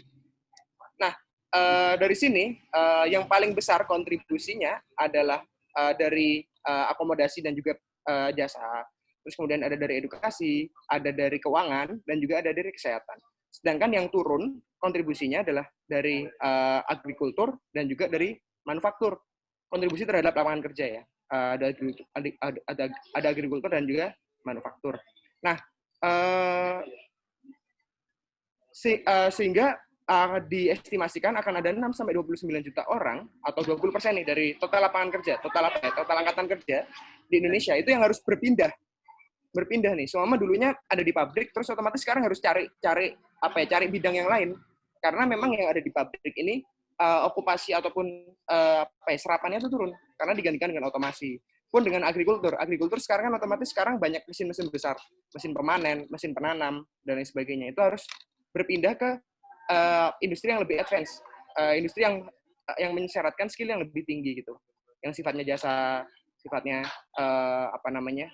healthcare, education, terus perdagangan digital dan lain sebagainya. Ini nih yang perlu kita perhatikan karena kita nggak bisa lagi kemudian berharap banyak ke industri-industri yang sifatnya udah mature, udah established gitu, udah punya tingkat maturitas yang tinggi. Karena akan ada industri-industri baru yang muncul. Kita nggak pernah berpikir akan ada Gojek. Kita nggak pernah berpikir akan ada dulu masih Kaskus, terus kemudian ada Tokopedia. Apalagi nih what's next gitu. Kita harus terus questioning gitu. Apa sih industri selanjutnya yang akan muncul? Apa sih tren selanjutnya yang akan muncul? Industri mana sih yang selanjutnya akan berkembang lebih besar? Industri mana yang akan turun? Sehingga ketika nanti kita milih jalan atau milih skill apa yang kita pengen dalami, itu kita punya bayangan. Oke, aku pengen ke sini. Oke, aku pengen ke sini. Gitu. Nah, karena banyak hal yang akhirnya bisa digantikan oleh teknologi nih. Kayak pencatatan keuangan, terus pencarian dokumen, terus sifat aktivitas fisik yang berulang, kayak produksi, terus kemudian mungkin pengeboran dan lain sebagainya itu digantikan dengan mesin dan teknologi informasi, sehingga sekarang lebih dibutuhkan lagi skill-skill yang sifatnya sosial dan emosional. Nah, sifatnya kayak memanage tim, terus berinteraksi dengan orang lain, interpersonal skill, terus bagaimana pengembangan orang, terus penguasaan teknologi, bagaimana teknologi ini bisa relate dengan orang, dengan pikiran orang lain, dan lain sebagainya. Nah, sehingga sebenarnya yang paling mudah adalah memulai dari sekarang sebenarnya. Bagaimana kita bisa ngasah nih soal emotional skill kita, soal bagaimana kita berjejaring, soal gampangannya adalah soal bagaimana kita bekerja kelompok meskipun dengan cara daring. Itu akan menunjukkan bahwa kita punya kapabilitas loh untuk bekerja secara tim nantinya meskipun secara daring. Itu diasah mulai sekarang. Jadi nggak nunggu nanti mau lulus baru kita asah skill itu. Nah, contohnya siapa? Ini yang paling kanan pasti teman-teman geodesi tahu ini. Karena alumni geodesi, sekarang kerja di Gojek. Terus yang tengah itu alumninya Mas Iqbal, dari teknik mesin Mas Disneo. Yang paling kiri alumni Visipol di Salesforce. Ketiga alumni UGM ini melintasi batas-batas background akademis mereka. Mas Gufron itu di AI, kemudian bikin startup namanya Shellstock, kemudian sebelum bikin Shellstock tuh kerja di McKinsey, di konsultan, belajar tentang bisnis, belajar tentang ekonomi, belajar tentang keuangan, masuk ke Shellstock, kemudian sekarang bikin startup lagi namanya Evermos. Sebenarnya nggak punya relevansi yang begitu kuat dengan HI-nya, latar belakang ini. Mas Isneo, latar belakangnya mesin, kemudian bikin startup namanya Whiteboard, terus sekarang jadi CTO di Citylink, dan lain sebagainya. Sekarang berkarya di bidang teknologi, terutama di IT. Terus Mbak Novi sebenarnya kan masih relate, dia belajar soal kartografi sebenarnya, soal pemetaan gitu di Gojek. Tapi kan orang tidak pernah membayangkan dulu sebelumnya bahwa lulusan geodesi bisa kerja di perusahaan teknologi informasi Gojek gitu. Tapi sekarang cross boundaries nih semuanya. Semuanya nggak bisa kemudian hanya di satu tempat. Oh, biasanya lulusanku kerja di Pertamina semua. Kerja di Chevron semua. Sekarang karena nggak bisa seperti itu karena ada industri yang turun, ada industri yang naik nih, ya kan? Semua industri minyak lagi turun, tapi industri teknologi informasi lagi naik. Butuh juga soal pemetaan, butuh juga soal tadi ada konstruksi yang lagi naik. Jadi incerannya harus beda lagi nih. Ibaratnya kalau tren makanan dulu sama sekarang itu pasti udah beda. Tinggal kita mau jualan makanan yang mana gitu. Jangan sampai sekarang udah zamannya boba, kita masih jual es teh. Udah nggak menarik begitu buat recruiter atau buat industri. Karena kita nggak memenuhi kriteria ataupun kebutuhan industrinya apa gitu. Nah, karena aku melihat realita itu tadi, melihat bahwa sebenarnya kita harus juga berkembang nih, kita harus juga transformatif nih terhadap diri kita sendiri gitu. Aku nggak mau nih nyaman di zona nyaman. Aku anak manajemen, meskipun oke lah manajemen bisa masuk mana aja dibilangnya, tapi aku nggak mau cuman punya skill yang dipunya anak manajemen. Karena otomatis kita kalau ada laut kita harus selami, gali lebih dalam. Kalau ada gunung kita harus daki lebih tinggi. Sikat semuanya, begitu ada kesempatan, ambil aja, explore lebih jauh, gali lebih dalam apa yang bisa kita dapat. Akhirnya aku belajar coding, aku belajar user experience, aku belajar soal apa namanya, soal gimana crack soal apa namanya, problem identification, aku belajar soal apa namanya, soal solution oriented, aku belajar soal ini, soal itu nggak ada di kelas, adanya di luar gitu. Tapi aku tahu itu yang dibutuhkan oleh industri, itu yang akan diminta ketika aku nanti lulus. Bukan cuma soal oke, aku bisa manajemen keuangan, aku bisa ngitung rasio. Bukan cuma itu ternyata. Karena itu udah basi gitu. Skill itu udah basi, semua orang punya skill itu. 100 orang lulusan konsentrasi keuangan manajemen itu punya skill yang sama. Terus apa yang membedakan aku dari orang-orang itu? Nah, akhirnya dengan aku tadi explore more dan dig deeper, akhirnya aku belum apply pekerjaan pun sudah dapat tiga tawaran sebenarnya, 3 tawaran untuk kerja. Dari Gojek itu di product manager, kemudian dari PayFast nih fintech, financial technology juga product manager, dan dari salah satu social commerce namanya Evermos, itu di project manager. Dan tiga-tiganya itu nggak ada yang relate sama backgroundku di keuangan gitu. Aku dapat kesempatan di produk, di project itu karena memang pengalamanku di luar kuliah. Belajar soal gimana untuk ngelingin antara bisnis dan juga IT-nya, itu kan produk kan. Gimana kita bisa develop produk kita.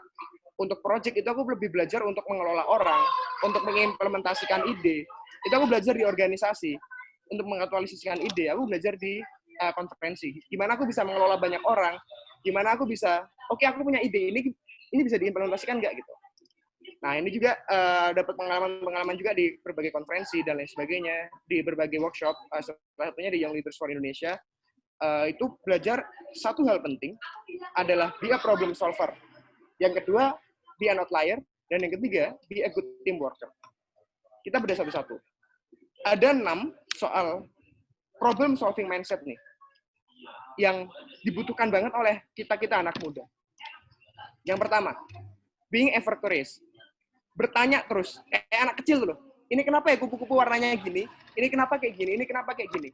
Kalau kita pengen cari akar masalah, itu ada cara, metode namanya 5 steps. Jadi tanya, ini kenapa kok bisa gini? Tanya lagi kenapa kok bisa gitu? Tanya lagi sampai why. Why kelima.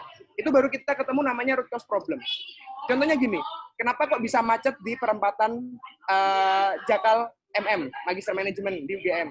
Kenapa bisa macet? Oh, ternyata volumenya tinggi. Kenapa kok bisa volumenya tinggi? Oh, ternyata karena nggak sinkron antara lampu merah, durasi lampu merah dari barat sama timur. Kenapa kok bisa nggak sinkron? Nah, kenapa? Jadi kita nggak tanya cuman oke, kenapa macet? Nggak cuman sampai situ. Tapi kenapa sampai ini, kenapa sampai nggak sinkron durasi lampu merahnya? Kenapa kok ternyata di settingnya secara manual. Kenapa kok masih manual? Kenapa nggak pakai IT gitu yang sifatnya terjejaring dan customize? Nah, jadi kita punya akar masalahnya, sekaligus kita punya probabilitas solusi yang paling aplikatif. Jadi being ever curious nih, karena dengan keingintahuan itu mesin dari kreativitas. Orang kreatif itu bukan yang pikirannya kemana-mana, tapi dia bisa benar-benar melihat sesuatu secara dalam, secara detail. Yang pertama ya, being curious, tanya terus. Kayak anak kecil nggak apa-apa. Kok kamu tanya terus sih? Lah aku orang pengen tahu kenapa. Masalah emang gitu. Pun aku yang sama, kalau aku dapat workshop atau forum atau lomba, itu aku tanya ke jurinya. Tak tanyain terus waktu mentoring itu, tak tanyain terus gitu. Karena orang menghargai orang yang ingin tahu pasti. Yang kedua, jangan terlalu perfeksionis. Seolah-olah punyamu tuh paling benar gitu. Terimalah probabilitas bahwa banyak hal yang sebenarnya tidak punya kepastian. Karena seorang problem solving yang baik itu dia mendasarkan di trial and error. Sering nih trial and error. Nah, sehingga sifatnya memang kalau menyelesaikan suatu masalah itu sifatnya random gitu, randomness, kita nggak tahu probabilitas berhasilnya berapa. Bukan seperti linear programming yang punya probabilitas valid gitu, probabilitas yang sifatnya terkalkulasi. So, bertoleransilah tentang ambiguitas dan jangan pernah merasa bahwa sesuatu adalah punya kepastian sehingga teman-teman main sikat aja. Yang ketiga, take a dragonfly view. Apa itu? Dia adalah sifatnya melihat 360 derajat perspektif.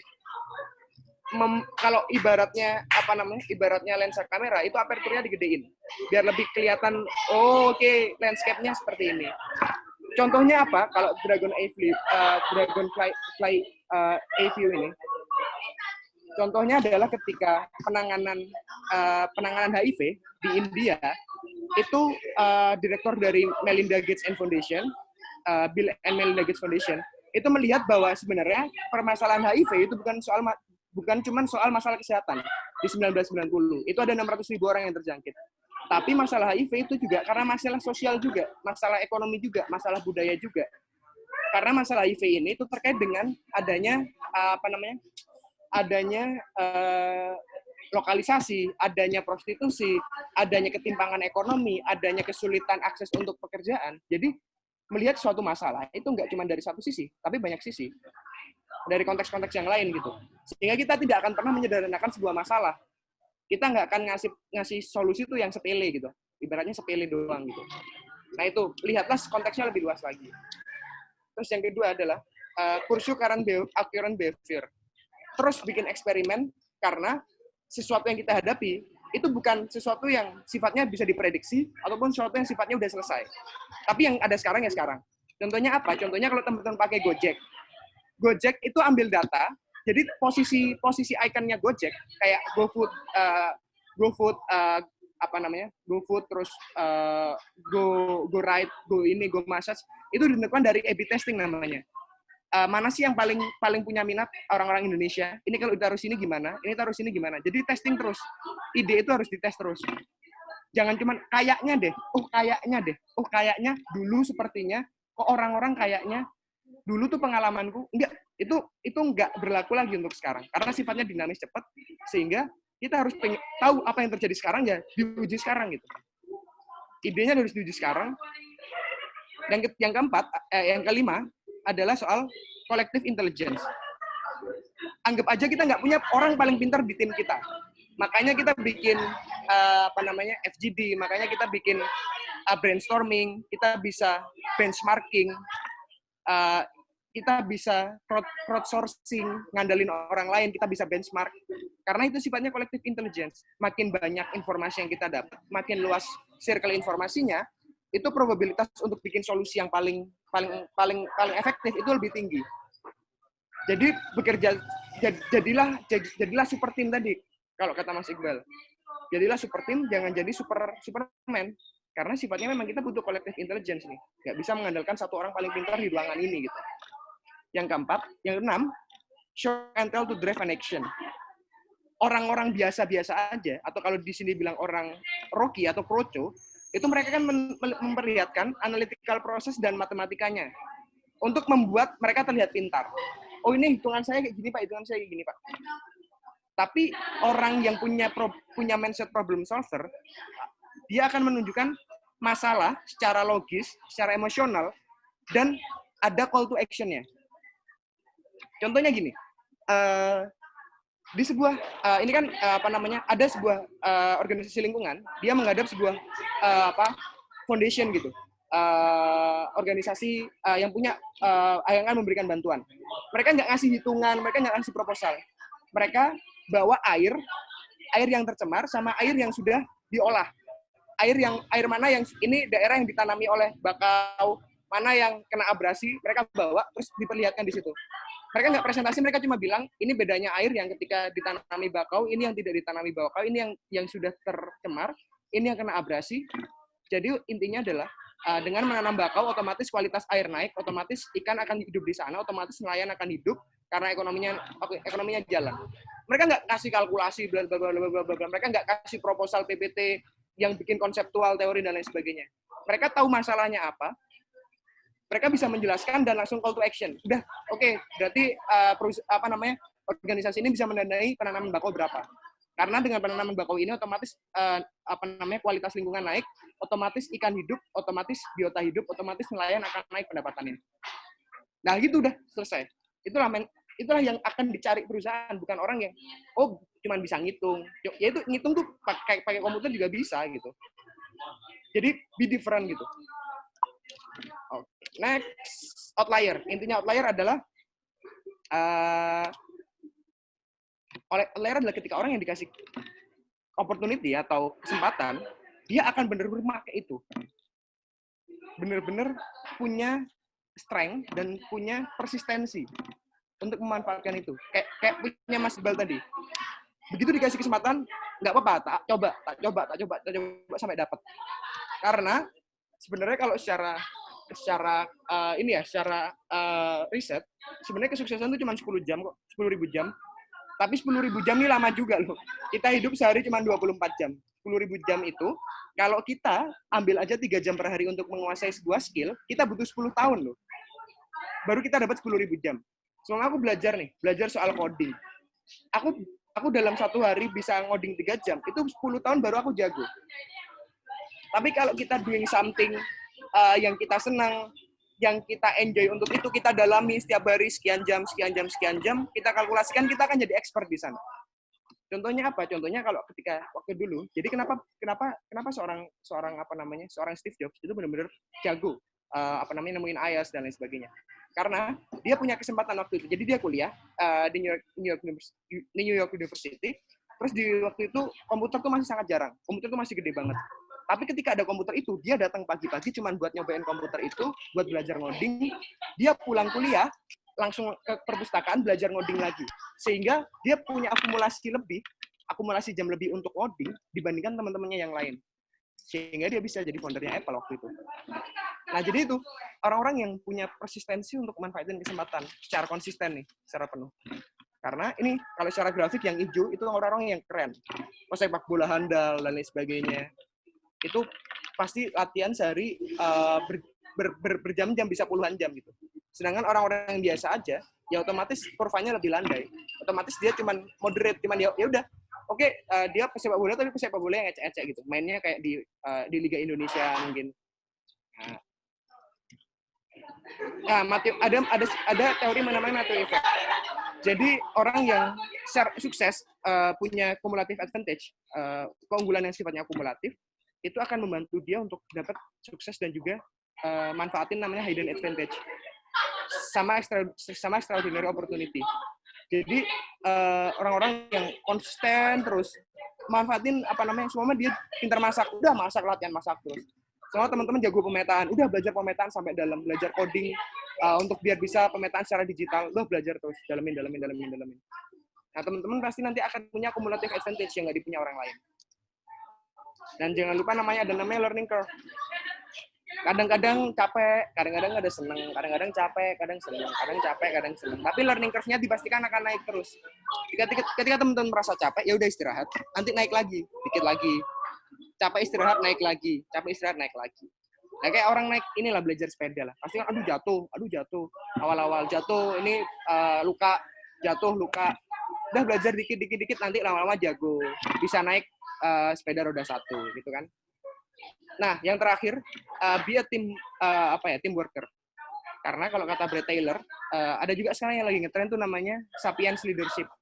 Di sapiens leadership ini tidak melihat pemimpin sebagai orang yang paling depan, tapi dia ada yang di tengah-tengah kerumunan, memberikan inspirasi, mengkoordinasi. Bukan sifatnya memimpin yang kayak direct gitu. Karena menurut Brett Taylor, dia punya Salesforce, salah satu perusahaan software terbesar gitu.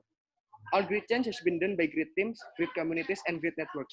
Change is not a solo part. Jadi jadilah orang-orang yang punya kemampuan untuk bekerja secara tim, nggak egois kayak tadi, bahwa sebenarnya nggak ada orang paling pintar di ruangan ini.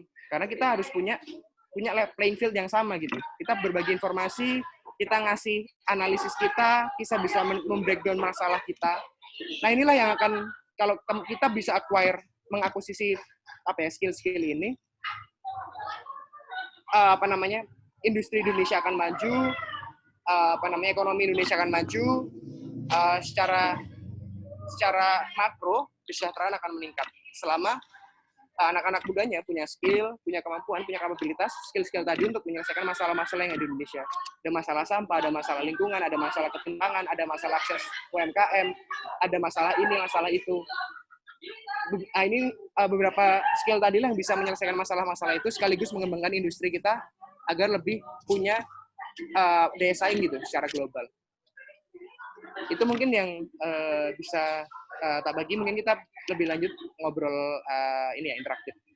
Terima kasih. Baik, terima kasih Mas Sultan. Sungguh sangat menginspirasi dan juga memotivasi kita ya.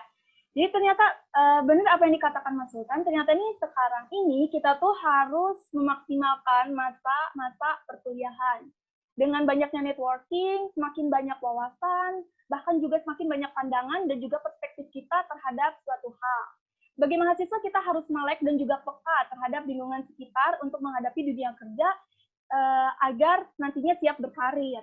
Untuk mengupgrade diri tidak hanya akademik ternyata, namun perlu juga adanya sosial dan emotional skill. Mari kita ubah fixed mindset menjadi growth mindset, dan juga jangan pernah merasa untuk tersesat, karena selalu ada jalan bagi mereka yang berjuang mati-matian. Seperti itu ya Mas Sultan. Baik, terima kasih. Untuk selanjutnya, ada sesi tanya-jawab. Saya ingin mengingatkan lagi, bagi peserta yang ingin bertanya secara langsung, silahkan ketik izin bertanya di kolom chat. Sedangkan apabila memiliki kendala untuk bertanya secara langsung, silahkan bertanya dengan format _nama pemateri _isi pertanyaan. Baik, sepertinya untuk memancing, untuk mengawali, di sini saya ingin bertanya kepada Mas Sultan dan juga Mas Iqbal Habibi.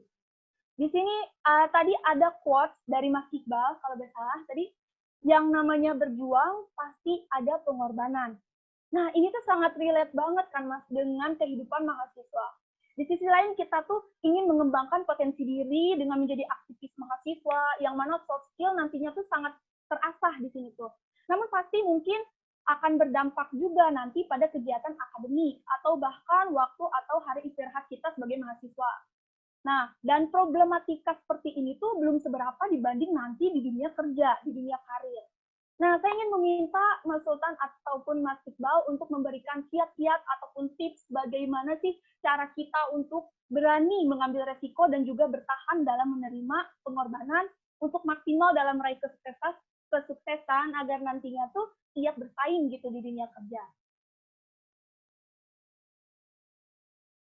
Mungkin dari Mas Iqbal atau Mas Sultan terlebih dulu. Mas Iqbal dulu sepertinya. Baik. Oh, gimana Ras? Parah semua lu. Gimana Tan? Monggo Mas. Kan quotes-nya dari Mas Iqbal. Oh, oke. Ini berdasarkan pengalamanku pribadi aja ya.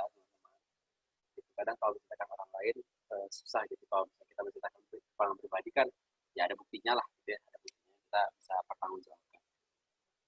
Kalau aku pribadi, jadi gini, bahkan aku sekarang mau ngutip apa yang tadi kamu bilang, gitu Mega.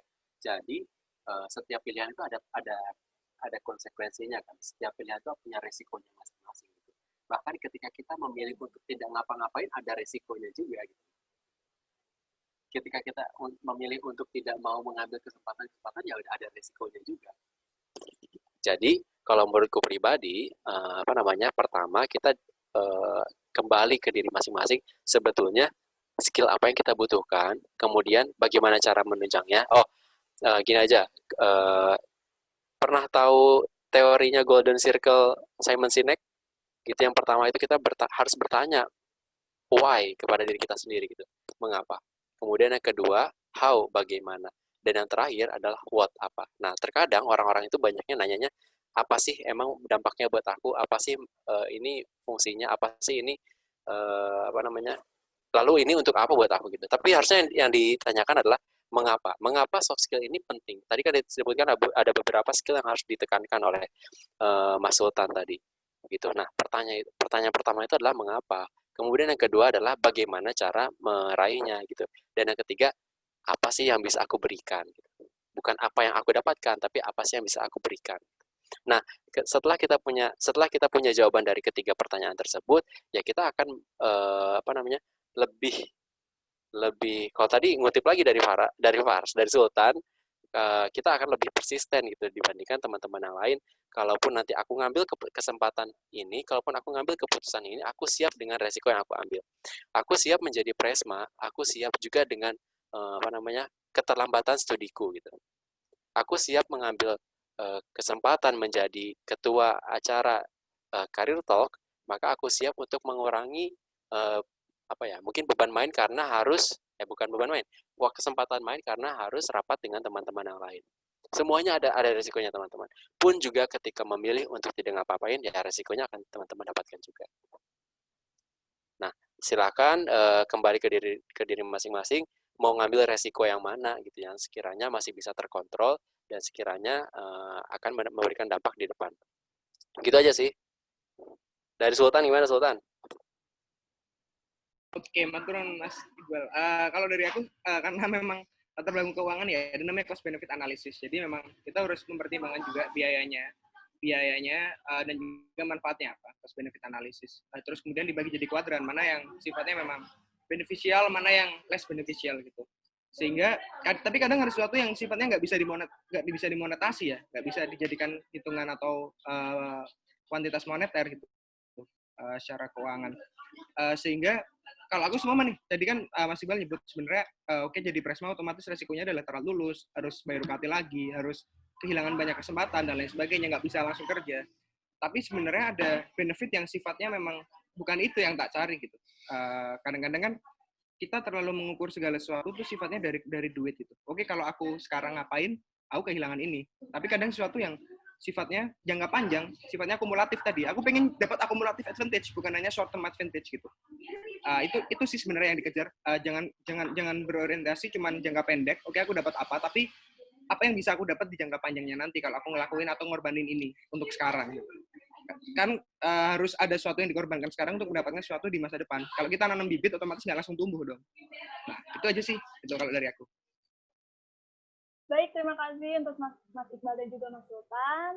Selanjutnya ini ada pertanyaan juga dari Pawas untuk Mas Sultan dan Mas Iqbal. Bagaimana cara menganalisis tren karir di masa mendatang supaya kita bisa menyiapkan diri secara spesifik lebih dini? Bagaimana, Mas? Mungkin kepada Mas Sultan dulu. Oke, tadi kan sudah ada sebenarnya, dan itu bisa dibilang cukup kredibel ya, riset yang dilakukan oleh McKinsey tadi. Jadi sebenarnya memang tren karir adalah tren yang akan apa ya?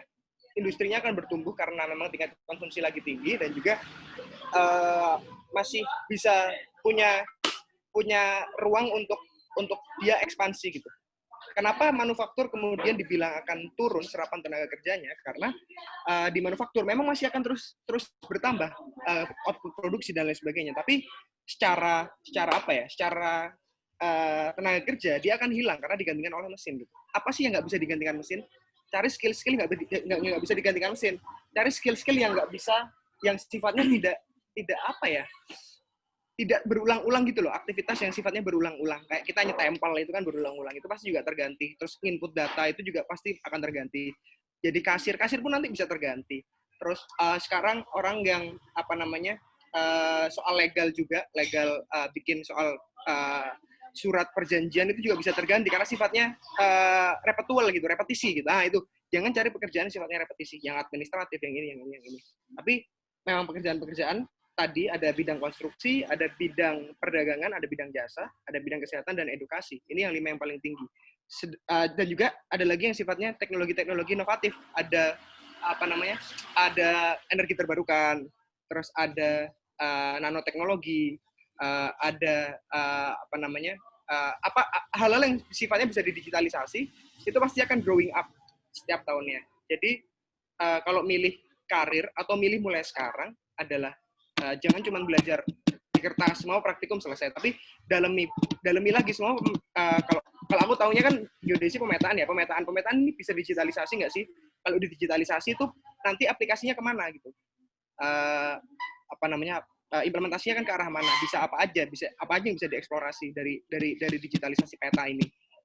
Jadi memang cari yang itu tadi, yang memang trennya lagi naik.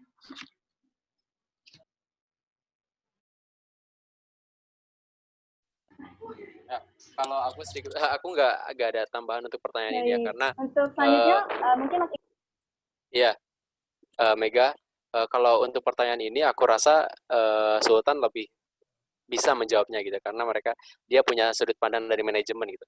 Jadi aku sepakat penuh tadi yang sudah disampaikan oleh Sultan. Mungkin langsung lanjut ke Baik, terima pertanyaan yang kasih. selanjutnya ya. Ini kan karena pertanyaannya juga untuk Sultan dan aku. Nah, menurut pandangan Siap. Mas Sultan dan aku, lebih baik menjadi orang yang generalis atau spesialis di suatu bidang. Nah, karena aku punya prinsip belajar itu dari manapun ya. Tan, kamu tahu akun ini nggak? Akun Bapak-Bapak ID. Apa, Mas? Akun di Instagram Bapak-Bapak ID. Bapak 2 ID. Enggak tahu. Enggak tahu ya. Itu kan sebetulnya akun jokes ya. Akun lucu gimana kita belajar jadi bapak-bapak lah gitu ya. Nah, ternyata pernah membahas tentang ini. Mungkin aku sedikit share kepada teman-teman ya gitu ya. Lebih baik jadi orang yang generalis atau spesialis sih? Langsung keinget salah satu postingannya mereka. Jadi ada yang namanya T-shape gitu teman-teman ya.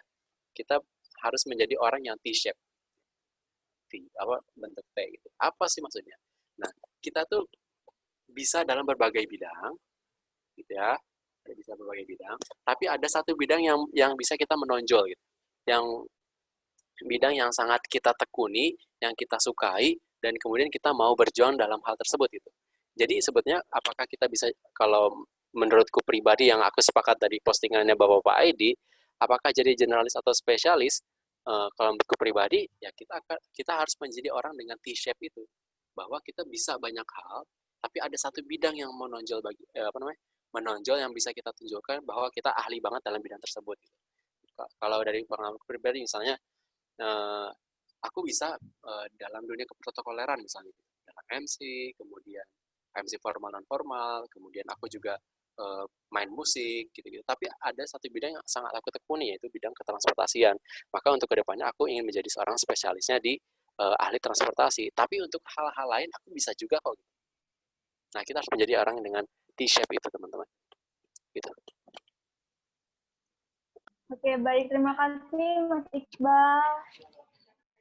Selanjutnya ada pertanyaan lagi dari Diki. Sultan, mungkin Sultan mau nambahin yang tadi, ada nggak? Mas Iqbal. Aku sepakat, Mas. Sepakat ya? Sepakat juga. Iya, karena apa ya? Mungkin yang orang generalis tuh nggak generalis juga sebenarnya. Pasti dia punya satu hal yang emang dia tekuni gitu. Kayak ini ya, mungkin semua nih, aku belajar keuangan, aku belajar product manager, aku belajar marketing juga, aku belajar ternak, aku belajar jualan kopi, aku belajar bikin kopi. Kan itu generalis, tapi sebenarnya ada satu yang tak tekuni juga. Pasti orang tuh nggak mungkin ngelakuin semuanya tuh sama rata gitu. Jadi, tapi semuanya tuh saling menunjang. Gimana nanti ilmu produkku tak implementasiin ke ternak, gimana ilmu produkku tak implementasiin ke kopi. Jadi semuanya akan saling berkaitan satu sama lain sih. Tapi ada satu hal yang harus kita tonjolin. Gitu. Berarti ini tempatnya di kopi. Gimana, Mas? Kamu lagi tempat di kopi. Enggak, ini beda, ini di Bawang ini, Mas. Oke. Lanjut, Mega. Baik. Terima kasih, Mas Iqbal dan Mas Sultan. Selanjutnya ada pertanyaan lagi dari Diki Kenarki kepada Mas Iqbal. Oke. Terkait tadi, bagaimana Mas Iqbal Halo.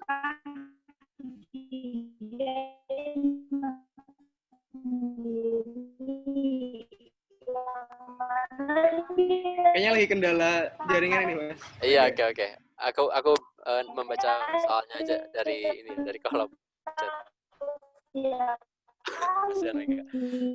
Oke. Makasih Mega sudah membacakan. Ini coba langsung jawab ya.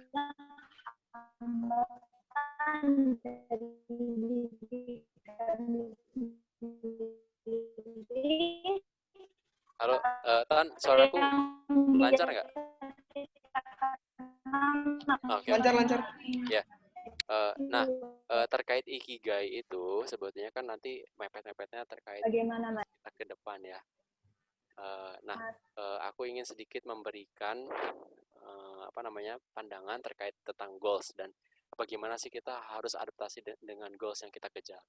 Nah, ada yang disebut dengan ultimate goals. Jadi goals itu dibagi dua, teman-teman.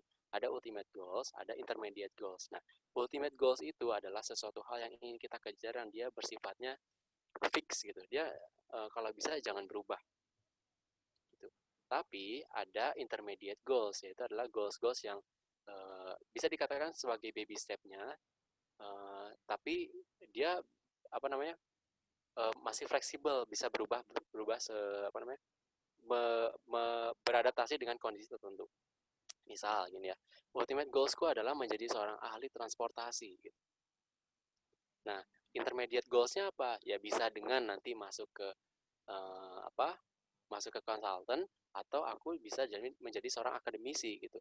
Nah, lalu apakah itu masalah gitu? Karena tadi kan kita tentang hambatan diri, kemudian adanya insecurity, ada rasa insecure. Nah, teman-teman, itu nggak masalah, itu adalah hal yang wajar, itu adalah hal yang manusiawi ketika kita punya rasa insecure gitu. Nah, yang menjadi harus ditekankan adalah ketika kita punya goals itu dibagi menjadi dua gitu. Ultimate goals yang dimana dia bersifatnya fix dan kalau bisa tidak berubah, tujuannya misalnya ingin menjadi orang bermanfaat untuk banyak orang gitu. Nah, kemudian dibantu dengan intermediate goals yang dia bisa fleksibel, mengikuti kondisi, mengikuti takdir, mengikuti kesempatan yang datang gitu. Lalu disesuaikan tetap terhadap tujuan utama kita di ultimate goals gitu. Nah, kalau misalnya bagaimana cara aku menemukan ikigaiku, itu berjalan dengan sendirinya kok, teman-teman. Itu berjalan dengan sendirinya. Asalkan kita sudah mengklasifikasi dengan 4 aspek yang dilihat dari ikigai, apakah sudah memenuhi. Kalau misalnya sudah memenuhi, mungkin itu ikigaimu gitu. Suatu saat teman-teman akan menemukan kok kliknya, oh iya, aku kok nyaman ya dengan profesi seperti ini. Nah, itu bisa jadi ikigai, teman-teman. Kalau misalnya suatu hari teman-teman merasakan ini ada ketidakserekan, bisa jadi itu bukan ikigai, bisa jadi ikigaimu, tapi kamu perlu istirahat sejenak gitu. Udah, Mega udah lancar lagi internetnya? Baik, Mas. Alhamdulillah, Mas. Udah lancar, Mas. Maaf, tadi ada kendala dikit. Siap. Baik, terima kasih, Mas. Untuk selanjutnya, Mas, ada satu lagi nih, Mas, pertanyaan penutup. Dari Mahandika untuk Mas Iqbal dan juga Mas Sultan.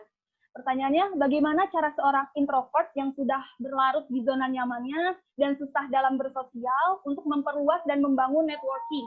Apa yang dapat dan harus dilakukan, Mas? Terima kasih. Itu. Mungkin dari Mas Sultan terlebih dahulu, atau Mas Iqbal? Terlepasku informasi. Oke. Terima kasih, Mbak Mega.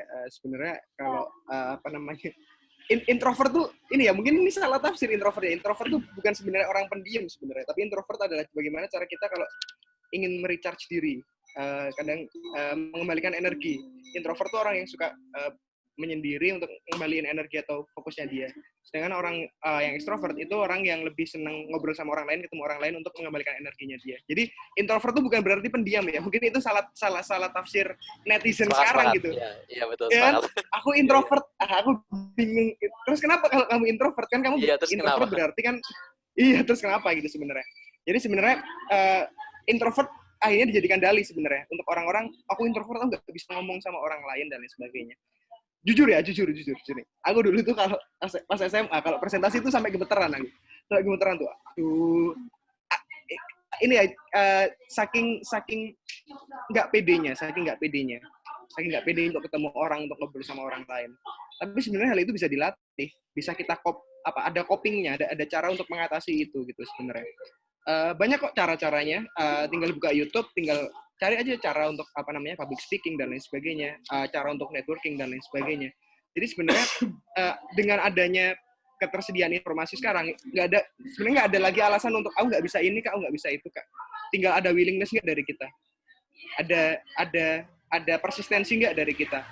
Masalahnya tuh bukan soal akses informasi sekarang, masalahnya bukan soal bukan soal knowledge sekarang, tapi soal internal motif saja sekarang, bukan lagi eksternal motif gitu. Jadi ya udah yakinin dirimu aja bahwa nggak ada yang membatasi nggak ada yang membatasi perkembangan karir, perkembangan kualitas diriku sendiri. Udah, jadi musuh terbesar kita adalah diri kita sendiri untuk sekarang. Gitu. Jadi atasi dirimu sendiri aja dulu gitu. Itu kalau dari aku. Baik, mungkin ada tambahan dari Mas Iqbal? Terima kasih, Mas Ya, Sultan. yang pertama aku sepakat ya bahwa setelah belajar lagi, setelah diskusi sama teman-teman psikologi, bahwa introvert extrovert itu bukan kemudian dia ekspresif, dia senang bergaul dan dia yang pendiam gitu. Tapi itu adalah bagaimana cara kita merecharge energi. Jadi sebetulnya betul kata betul kata Sultan bahwa kalau tidak ada lagi alasan kita untuk terhalang ini itu karena sekarang dunia udah sangat tanpa batas gitu teman-teman. Sekarang kalau kita membatasi diri maka ya udah kita akan yang tertinggal oleh dunia. Gitu aja sih mungkin konsep yang harus kita tekankan ya. Sekarang dunia itu tanpa batas. Ya, kita sekarang bisa ngirim foto ke dunia belahan dunia yang lain tanpa ya hanya hitungan detik gitu teman-teman. Yang dimana itu dulu nggak ada, sekarang ada. Maka kalau misalnya kita masih dengan pikiran yang kaku seperti itu ya kita akan tergerus oleh zaman. Kita aja. Baik, terima kasih kepada Mas Sultan dan Mas Iqbal. Sesi tanya jawab sudah selesai. Mungkin diharapkan bagi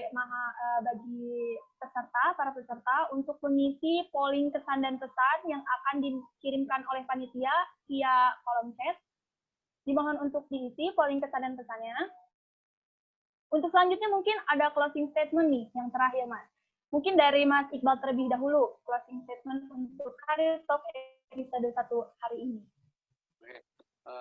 Closing statement yang ingin aku sampaikan adalah mengutip dari perkataannya Pak Nadiem Makarim ya. Gitu. Jadi everyone can sell your idea, but no one can sell your execution. Setiap orang bisa ngambil idemu, tapi setiap orang nggak bisa mengambil, tidak ada yang bisa mengambil eksekusimu gitu. Maka setelah teman-teman berencana terkait karir teman-teman ke depan, maka lakukanlah, eksekusikanlah gitu. Sehingga ketika kita sudah mengeksekusi, kita tahu apa yang harus diperbaiki untuk ke depan. Gitu, dan jadilah orang yang tangguh gitu ya. Ingat yang tadi terakhir aku sampaikan bahwa dunia ini sekarang tanpa batas. Kalau kita membatasi diri, maka kita akan tergerus oleh zaman. Gitu. Kalau misalnya sedikit menambahkan dari quotes yang pernah aku bikin sendiri sih. Jadi perbanyak mimpi bukan berarti perbanyak tidur, maka bermimpilah dan bangunlah. Gitu. Setelah teman-teman punya mimpi, maka bangunlah gitu, bukan tidur. Oke, makasih buat kesempatannya. Sangat senang sekali. Semoga di lain kesempatan kita bisa ketemu. Baik, amin. Terima kasih, Mas. Untuk selanjutnya mungkin ada closing statement dari Mas Sultan, Mas. Oke, terima kasih sudah memulai perjalanan kita. Maksudnya kita baru berinteraksi sekarang, tapi berarti kita memulai perjalanan kita masing-masing gitu. Dan dengan perjalanan ini semoga kita bisa konsisten, semoga bisa amanah juga di jalan masing-masing, dan kita akan bertemu lagi di persimpangan selanjutnya. Semoga persimpangan itu adalah persimpangan yang lebih baik, persimpangan yang bisa memberikan kontribusi bagi bangsa dan negara Indonesia. Karena ya kita bekerja dengan jalan kita masing-masing. Mungkin di sini ada anak-anak dari teknik, ada teman-teman dari agro, ada teman-teman dari MIPA. Kita berkarya masing-masing, tapi berkaryalah untuk bangsa dan negara ini gitu. Karena kita punya mimpi besar bahwa Indonesia bisa berdaulat, bisa makmur. Gitu. Itu teman-teman, terima kasih atas kesempatannya. Semoga bertemu di kesempatan baik lainnya. Terima kasih. Baik, terima kasih kepada Mas Sultan dan juga Mas Iqbal yang telah menjadi pembicara pada Career Talk episode 1 Lustrum KMTG Universitas Gadjah Mada. Untuk selanjutnya, saya ingin mengingatkan untuk para peserta untuk mengisi polling pesan dan kesan di kolom chat. Terakhir dari saya, teman-teman, tiap orang memiliki potensi yang sama untuk sukses. Perbedaannya adalah seberapa besar motivasi kamu untuk mampu mengalahkan setiap hambatan yang ada. Kadang kita gagal bukan karena kita tidak memiliki potensi, tetapi karena kurangnya persiapan.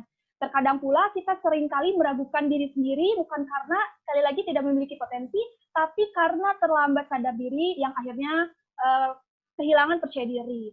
Jangan biarkan kemampuan teman-teman yang terbatas menjadi potensi kesuksesan yang tidak terbatas. Teman-teman tidak akan tahu potensi diri teman-teman jika tidak pernah memiliki keberanian untuk mencoba sesuatu. Tidak perlu menjadi orang lain karena diri sendiri memiliki potensi yang bahkan dapat melebihi orang lain. Berstrategi bukan bagaimana mengalahkan lawan, teman-teman, tapi bagaimana menemukan potensi terbaik untuk bisa maju dan terus berkembang. Mengutip perkataan dari Madonna, no matter who you are, no matter what you did, No matter where you come from, you can always change, become a better version of yourself. Saya Mega Sinuriati sebagai moderator pamit undur diri. Mohon maaf bila ada salah kata ataupun perbuatan karena sejatinya kesempurnaan hanyalah milik Tuhan Yang Maha Kuasa. Sampai jumpa di Career Talk episode selanjutnya. Saya kembalikan kepada MC.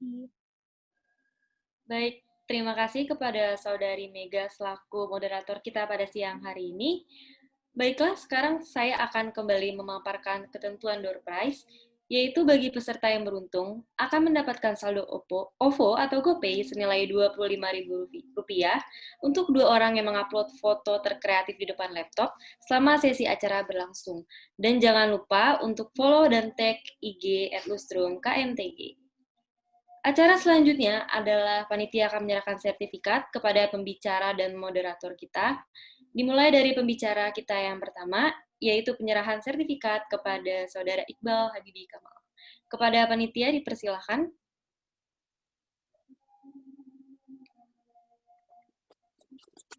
Ya,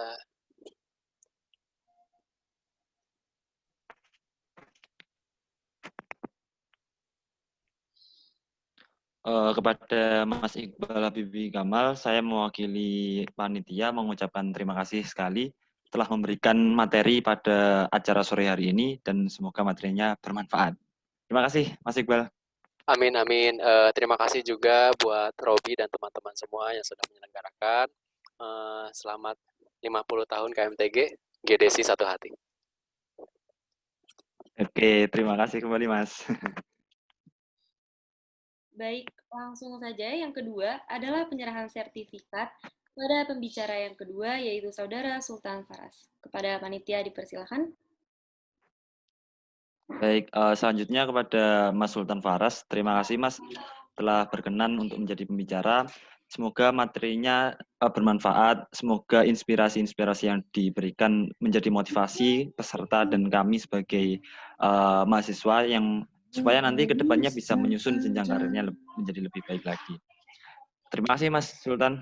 Siap, sama-sama Mas Robi. Saya juga masih mahasiswa, Mas.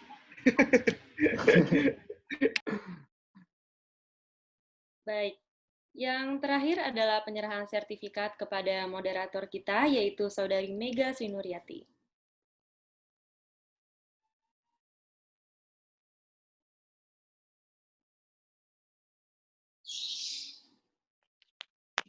Untuk Mega Sri Nuryati, terima kasih telah menjadi moderator pada sesi Career Talk episode 1 Lustrum 10 KMTG. Terima kasih banyak. Oke, baik. Sekarang adalah waktunya untuk sesi foto bersama. Untuk itu, bagi seluruh peserta, dimohon untuk menyalakan kameranya dan memasang virtual background yang sudah disediakan di guidelines peserta yang sudah dikirimkan di email masing-masing. Akan saya beri waktu sebentar untuk memasang virtual background-nya.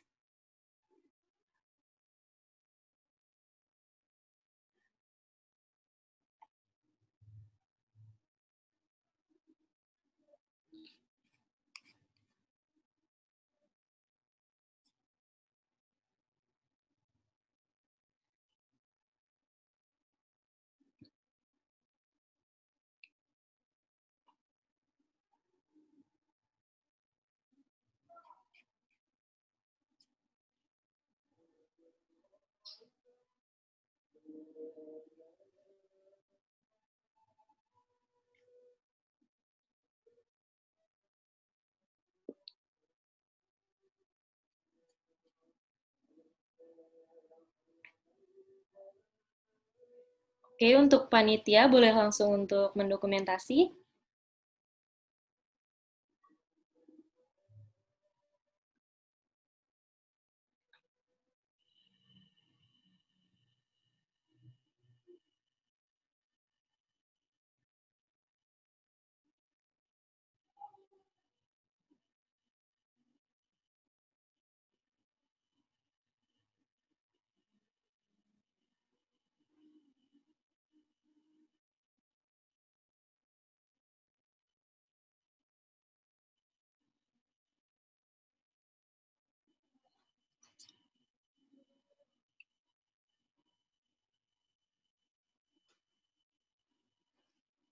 Apakah panitia sudah mendokumentasi?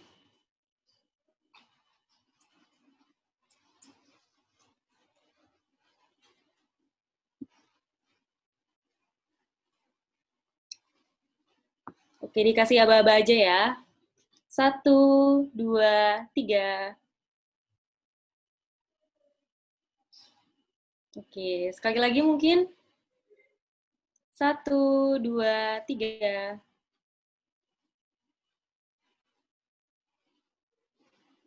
Oke, baik. Cukup ya? Dengan berakhirnya sesi foto bersama, menandakan kita sudah berada di penghujung acara. Untuk itu, marilah kita menutup acara pada hari ini dengan berdoa menurut agama dan kepercayaan masing-masing. Berdoa dipersilahkan.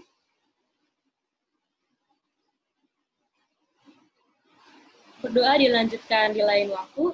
Terima kasih kepada semua pihak yang sudah bergabung pada acara pada hari ini. Saya Agnes selaku Master of Ceremony pamit undur diri. Mohon maaf apabila ada kesalahan baik disengaja maupun tidak disengaja. Sampai jumpa di Career Talk episode kedua dengan pembicara dan tema yang lebih menarik lagi. Sekian dan wassalamualaikum warahmatullahi wabarakatuh. Waalaikumsalam. Waalaikumsalam. Terima kasih. Terima kasih semuanya. Terima kasih ya panitia. Selamat ulang tahun KMTG. Terima kasih Mas Iqbal. Terima kasih ya Mas. Siap. Sukses semuanya sukses. Kuliah yang benar. Siap senior.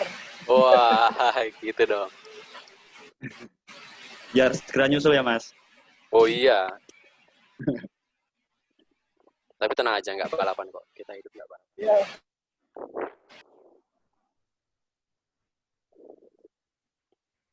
Oke, pamit ya. Monggo lanjutin kegiatannya sama teman-teman. Terima kasih, Terima Mas. kasih. Yo, assalamualaikum. Waalaikumsalam warahmatullahi wabarakatuh. Waalaikumsalam.